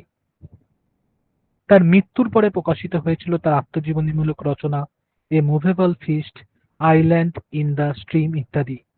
হেমিংওয়ে 1952 থেকে 53 খ্রিস্টাব্দে পুলিৎজার পুরস্কার পেয়েছিলেন এবং 1954 খ্রিস্টাব্দে তিনি সাহিত্যে নোবেল পুরস্কার পান। হেমিংওয়ে নিজেও কিন্তু তার বাবার যেরকম আত্মহত্যার চেষ্টা করেছিল, তিনি বহুবার আত্মহত্যার চেষ্টা করেন এবং শেষ পর্যন্ত 1961 খ্রিস্টাব্দে আত্মহত্যার মধ্যে দিয়ে তার কিন্তু জীবনাবসান ঘটে। তাহলে এতক্ষণ আমরা হেমিংওয়ের জীবন সম্পর্কে জানলাম। এবার আরো কিছু তথ্য তোমাদেরকে দিয়ে দিচ্ছি, যেটা তোমরা হয়তো স্ক্রিনে দেখতে পাবে না। হেমিংওয়ের 3 স্টোরিজ অ্যান্ড 10 পোয়েমস এটা প্রকাশিত হয়েছিল 1923 সালে। আর্নেস্ট হেমিংওয়ের প্রথম গল্প সংকলন ছিল ইন আওয়ার টাইমস পত্রিকায় প্রকাশিত 1924 সালে। তার দুটি উল্লেখযোগ্য উপন্যাস হচ্ছে দ্য সান অলসো রাইজেস এবং অন্যটি হলো the torrents of spring. The torrents of spring. এছাড়া তার আরেকটি উল্লেখযোগ্য রচনা ছিল death in the afternoon. Death in the afternoon 1932। স্পেনের গৃহযুদ্ধের সময় তিনি লিখছেন the fifth column 1938। Fifth column 1938। 1954 সালে তিনি নোবেল পুরস্কার পেয়েছিলেন এবং হেমিংওয়ের সব থেকে উল্লেখযোগ্য ছোট গল্প ছিল the snows, SNOWS, the snows of Kilimanjaro. The snows of Kilimanjaro. স্বরান্তর পত্রিকার সম্পাদক শৈবাল কুমার নন্দ কিন্তু হেমিংওয়েকে নিয়ে তার পত্রিকায় অনেক কিছু লিখেছিলেন এবং তিনি কিন্তু আর্নেস্টের বহু গল্পের অনুবাদ করেছিলেন। এরকম আর্নেস্টের বহু গল্পের অনুবাদ করেছিলেন দেবব্রত চট্টোপাধ্যায়, সোমা বসু, সোমদত্তা মণ্ডল, সাগর ভৌমিক, শক্তি রায়, দেবলীনা সেন প্রমুখেরা। তার মূল যে কবিতা, সেই কবিতাগুলোকেও অনেকে অনুবাদ করেছিলেন, যেমন ওয়ার্কার কবিতাকে বাংলায় অনুবাদ করছেন তৌফিক হোসেন শ্রমিক নামে। আর্নেস্ট হেমিংওয়ের বহু কাহিনী কিন্তু ছায়াছবির রূপ পেয়েছিল, যেমন আর্নেস্ট হেমিংওয়ের এ ফেয়ারওয়েল টু আর্মস এই কাহিনী নিয়ে ছবি বানান ফ্রাঙ্ক রোজার্ক। ছবিটি কিন্তু একাডেমিক অ্যাওয়ার্ড বা অস্কার পর্যন্ত পেয়েছিল। এই হচ্ছে আর্নেস্ট হেমিংওয়ের একটা জীবনী। এরপর আমরা পড়ব টমাস সন্স এলিয়টকে নিয়ে। অনেকেই এই এলিয়টকে না দুর্বোধ্য কবি হিসেবে আখ্যায়িত করেন। তার কাব্য, কবিতা, নাটক, প্রবন্ধ সবইতেই ছিল তিনি কিন্তু পারদর্শী। 1948 খ্রিস্টাব্দে তিনি নোবেল পান এবং ছাত্র অবস্থায় থাকাকালীন তিনি জুভেনিয়া কবিতা রচনা করলে তার প্রথম প্রকাশিত গ্রন্থ হয় প্রুফ্রক অ্যান্ড দ্য আদার অবজারভেশন। এটি একটি কাব্য সঞ্চয়ন গ্রন্থ এবং আধুনিক যুগের যে কদর্যতা সেটাকে তিনি তুলে ধরছিলেন। তার the love song of J Alfred Prufrock, portrait of lady এগুলি কিন্তু উল্লেখযোগ্য কবিতা। এছাড়া তার দি ওয়েস্টল্যান্ড 1922 বা 1922 এটা তার শ্রেষ্ঠ একটি গ্রন্থ, যা ছিল 5টি খণ্ডে সম্পূর্ণ। আধুনিক সভ্যতাকে তিনি রূপকের মাধ্যমে চিহ্নিত করেছিলেন এবং ব্যক্তিগত জীবনে তার প্রথমা পত্নীকে কেন্দ্র করে যে অশান্তি, তাও কিন্তু, এছাড়া বিশ্বযুদ্ধের যে একটা সর্বঘাসী ধ্বংসলীলা, তাও কিন্তু তিনি এখানে তুলে ধরেছিলেন। তার দ্য হলো ম্যান বা অসার মানুষ, এটি কিন্তু অনেকটা জুলিয়াস সিজারের কথা মনে করিয়ে দেয় আমাদেরকে। 5টি পর্যায়ে বিভক্ত এই রচনাটি। এছাড়া অ্যাজ ওয়েনেসডে 1930, এটি একটি ধর্ম বিষয়ক কবিতা। এছাড়া তার দ্য ফোর কোয়ার্টেটস 1944 বা চতুরঙ্গ, এখানে 4টে স্থানের নাম অনুসারে 4টি কবিতার সমষ্টি। 4টে কবিতাগুলি হলো Burnt Norton, East Coker, dry salvages বা সালভেস, লিটল গিডল। এখানে কিন্তু শাশ্বত যে ঈশ্বর ভাবনা তার সম্পর্ক কিন্তু কথা বলা হয়েছে। এলিয়টের কাব্যনাট্যগুলির মধ্যে অ্যাগনিস্টেস, মার্ডার ইন দ্য ক্যালি, দি ককটেল পার্টি এগুলি কিন্তু উল্লেখযোগ্য। এবং বাংলা সাহিত্যের বহু কবিতার মধ্যে যাদের কবিতাগুলোর মধ্যে যেমন হচ্ছে কবিগুলি হলেন কবিরা হলেন সুধীন্দ্রনাথ দত্ত, দেব বসু, তাদের বহু কবিতায় কিন্তু এই এলিয়টের কিন্তু ছাপ পড়েছিল। অনেকেই এলিয়টকে মেটাফিজিক্যাল পোয়েট বলতেন। এবারে প্রশ্ন, মেটাফিজিক্যাল পোয়েট বা মেটাফিজিক্যাল কবি কি? যাদের কবিতায় একটা দার্শনিকতার ছাপ থাকতো এবং তার পাশাপাশি একটা কাল্পনিক একটা ভাবাদর্শ চলে আসতো, তাদের কবিতাগুলো অনেক সময় দুর্বোধ্য হয়ে যেত, কারণ দর্শন চিন্তার সাথে একটা কাল্পনিক ভাবনা অনেকেই মেলাতে পারতো না। এই টি.এস. এলিয়ট ছিল সেরকমই একজন মেটাফিজিক্যাল পোয়েট। আমরা টি.এস. এলিয়ট সম্পর্কে আরো কিছু যে উল্লেখযোগ্য তথ্য, তা কিন্তু এখানে এখন দেখে নেব। যেই তথ্যগুলি তোমরা হয়তো এখানে স্লাইডে হয়তো দেখতে পাবে না, কিন্তু তোমাদেরকে আমি সেটা বলে দিচ্ছি, যাতে করে তোমাদের যে ক্লাস সেটা একটা সম্পূর্ণ একটা আলোচনা হয় আন্তর্জাতিক সাহিত্য নিয়ে। আসলে বিংশ শতাব্দীতে ইউরোপ এবং আমেরিকার শ্রেষ্ঠ কবি ছিলেন এই টমাস টার্নস এলিয়ট। তার এ লিরিক কবিতাটি একটি উল্লেখযোগ্য কবিতা ছিল। এলিয়টের প্রথম কবিতা ছিল a fable for feasters. A fable for feasters, FEASTERS। 1910 সালে এলিয়ট লিখছেন preludes, PRELUDES, the portrait of lady, the love song of J Alfred Prufrock ইত্যাদি। 1917 সালে প্রকাশিত হচ্ছে এলিয়টের একটি কাব্য সঞ্চয়ন প্রুফ্রক। তার উল্লেখযোগ্য একটি রচনা ছিল দি ওয়েস্টল্যান্ড 1922 রচনাকাল। 1930 সালে প্রকাশিত হয়েছিল তার অ্যাস ওয়েনেসডে। 1920 সালে প্রকাশিত হয়েছিল তার ব্যঙ্গ বিদ্রুপাত্মক একটি কাব্য সংগ্রহ পোয়েমস। 25 তিনি লিখেছিলেন দি হোলো ম্যান। এলিয়টের কাব্য বা কাব্যনাট্যের বহু যোগ করেছিলেন। রবীন্দ্রনাথও তার আধুনিক কাব্যে এলিয়টকে নিয়ে বহু মন্তব্য করেছিলেন। রবীন্দ্রনাথ এলিয়টের প্রিলিউডস কবিতাটির এছাড়া এলিয়টের the journey of the Magi, MAGI, সেই কবিতাটিরও অনুবাদ যাত্রী এই নামে 1339 বঙ্গাব্দে। এছাড়া কবি বিষ্ণু দে এলিয়টের কবিতার অনুবাদ করেছিলেন। বিষ্ণুদের বহু কবিতায় কিন্তু এলিয়টের যে কাব্য চিন্তা ভাবনা তার কিন্তু আমরা ছাপ দেখি। এছাড়া জীবনানন্দ দাশ তার বহু কবিতায় এলিয়টের দ্বারা তিনি প্রভাবিত হয়েছিলেন। এই যে মহাপৃথিবী কাব্যগ্রন্থের বা বনলতা সেন কাব্যগ্রন্থের যে কবিতা, সে কবিতায় কিন্তু কখনো কখনো এলিয়ট ফিরে এসেছেন। এছাড়া সুধীন্দ্রনাথ দত্তের বহু কবিতায়, অমিয় চক্রবর্তীর বহু কবিতায়, বুদ্ধদেব বসুর বহু কবিতায় এলিয়ট কিন্তু ফিরে এসেছে, বা তারা কিন্তু এই সকল কবি তারা কিন্তু এলিয়টের দ্বারা কিন্তু প্রভাবিত হয়েছিলেন। এলিয়টের বহু কবিতার অনুবাদ করেছিলেন অলোকরঞ্জন দাশগুপ্ত।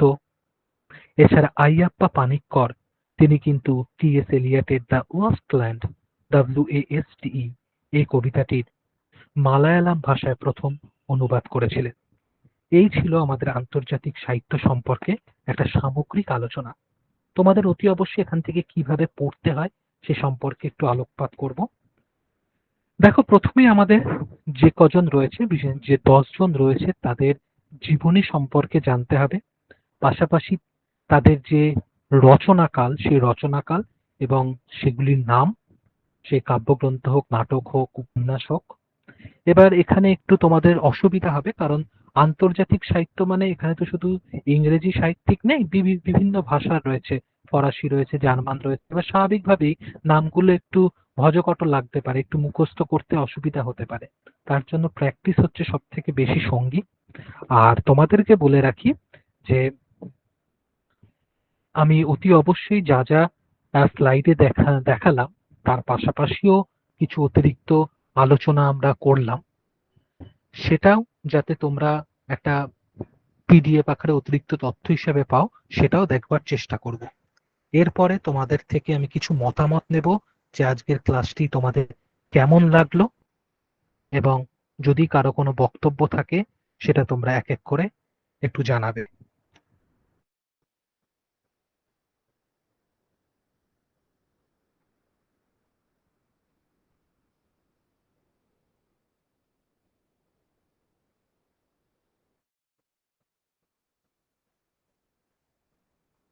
ক্লাস কেমন লাগলো সেই সম্পর্কে যদি তোমরা একটু আলোকপাত করো তাহলে অতি অবশ্যই খুব ভালো লাগবে।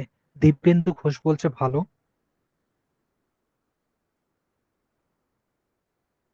প্রিয়াঙ্কা শিকারী দাস, খুব ভালো হয়েছে স্যার ক্লাস, থ্যাংক ইউ। বাকি যারা রয়েছে ক্লাসে একটুখানি শুধু মেসেজ নয়, একটুখানি মুখেও বলো তোমাদের ক্লাস কেমন লাগলো। কৃষ্ণা পাত্র, থ্যাংক ইউ তোমাকে, সে জানাচ্ছে খুব ভালো। আচ্ছা, অনেকেই দিব্যেন্দু, জানাচ্ছে স্নেহা তোমাদের গড়াই। মাইক মিউট আছে, তোমরা ও ভয়েসে আচ্ছা কথা আচ্ছা আচ্ছা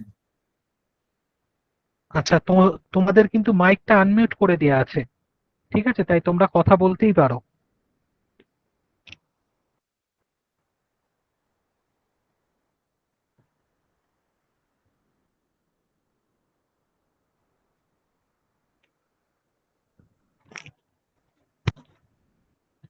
বেশ, তাহলে তোমাদেরকে আরো কয়েকটি কথা বলবো, তারপরে আজকের ক্লাসটি এখানেই শেষ করব। আন্তর্জাতিক সাহিত্য যখন তোমরা পড়বে, একটুখানি যে আহ, তোমরা স্লাইড পাবে বা পিডিএফ পাবে, যাই পাবে, সেখান থেকে একটু নিজেরা একটু লেখার অভ্যেস তৈরি করো। কেন লিখতে বলছি, কারণ দেখো বিভিন্ন ভাষার আর তোমার সাহিত্যিক তো, এখন একটা স্পেনীয় নাম স্বাভাবিকভাবে আমাদের মুখস্থ রাখার একটা দুটো নাম তো অনেক নাম, বা স্বাভাবিকভাবে আর নামগুলো অনেক বড় বড়, এবং যাদের পড়ছি নাম তাদের নাম, এই যে মার্কেজের নাম বলছি, চিকবের নাম বলছি, গেটের নাম বলছি, কত বড় নাম। এবার এগুলো যদি একটু না লিখি তাহলে কিন্তু সেই নাম আমাদের ভালো করে মনে থাকবে না। এই ব্যাপারগুলো একটুখানি মাথায় রেখো, তাহলে আশা করি আন্তর্জাতিক সাহিত্য কিন্তু অনেক অনেক সুন্দরভাবে তোমাদের মাথায় থাকবে। যদি কারো কোনো প্রশ্ন থাকে, কিছু মতামত থাকে, অতি অবশ্যই জানাতে পারো।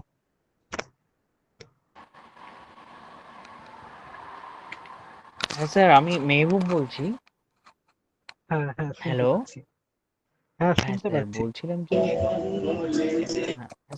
বলছিলাম যে স্যার, চেকভ এবং টলস্টয় এই সমস্ত রাইটারদের যে বিখ্যাত আহ, আহ, গল্প বা উপন্যাস বা নাটক, যেগুলো মোটামুটি পপুলার সেগুলোর একটু কাহিনী মানে ২ লাইনের আরকি কি বিষয়কেন্দ্রিক আর চরিত্রগুলো যদি ২-৩টে এইভাবে একটু দেয়া যায় আরকি যে পিডিএফটা আছে ইনফরমেশন মানে আরকি। আমি দেব, হুম, সেটা অতি অবশ্যই তুমি যেটা বলেছো, মানে একটা দুটো তো নয়, অনেকগুলো রয়েছে এবং ১০ হুম, জনার অনেকগুলো আছে। তালিকা তো অনেকখানি হবে। সেটা আমি অলরেডি মানে তুমি যেরকম তালিকা হিসেবে চাইছো, হয়তো তালিকা নেই, একটা ঢালোয়া লেখা রয়েছে একটি নির্দিষ্ট বই থেকে।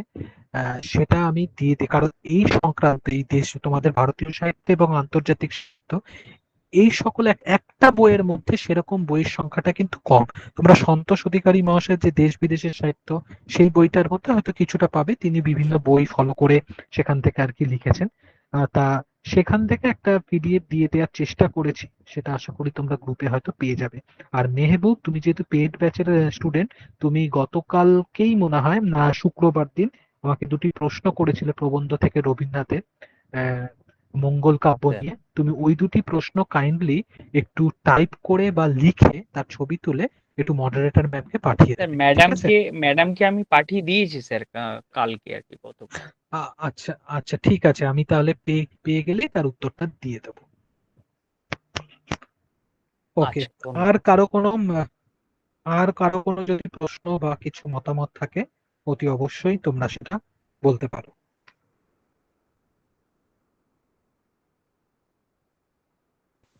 বইটির নাম কি বললেন একবার বলেন আর। শাহিদা, আর একটু বলো, বইটার নাম জিজ্ঞাসা করছো? হ্যাঁ স্যার। সন্তোষ অধিকারী মহাশয়ের দেশ বিদেশের সাহিত্য। এর মধ্যে তোমাদের সিলেবাসে যে ১০ জন ভারতীয় সাহিত্য এবং ১০ জন আন্তর্জাতিক সাহিত্য থেকে রয়েছে রচয়িতার নাম, তাদের সম্পর্কে শুধুমাত্র আলোচনা করা হয়েছে সন্তোষ অধিকারী মহাশয়ের দেশ বিদেশের সাহিত্য বইটিতে। স্যার এখানে একটু বলি যে এই বইটা আমাদের বইমুখনিতে আছে। আপনি একটু স্টুডেন্টদের বলে দেবেন যে কেউ যদি নিতে চায় তাহলে বইমুখনির সঙ্গে যোগাযোগ করবেন।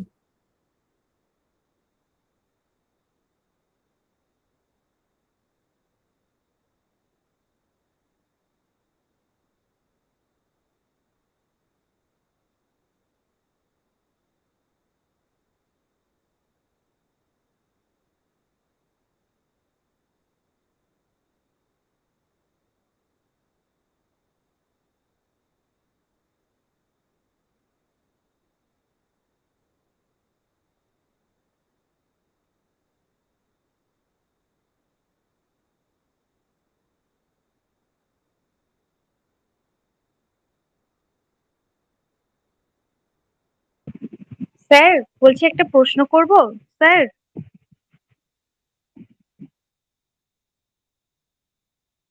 স্যার মনে হচ্ছে ক্লাস থেকে লেফট হয়ে গেছেন।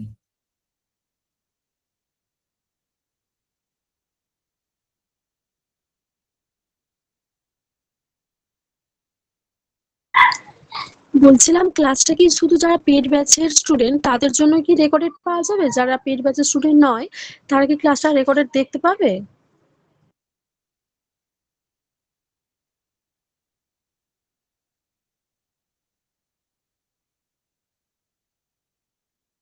হ্যালো, শোনা যাচ্ছে কি কথা?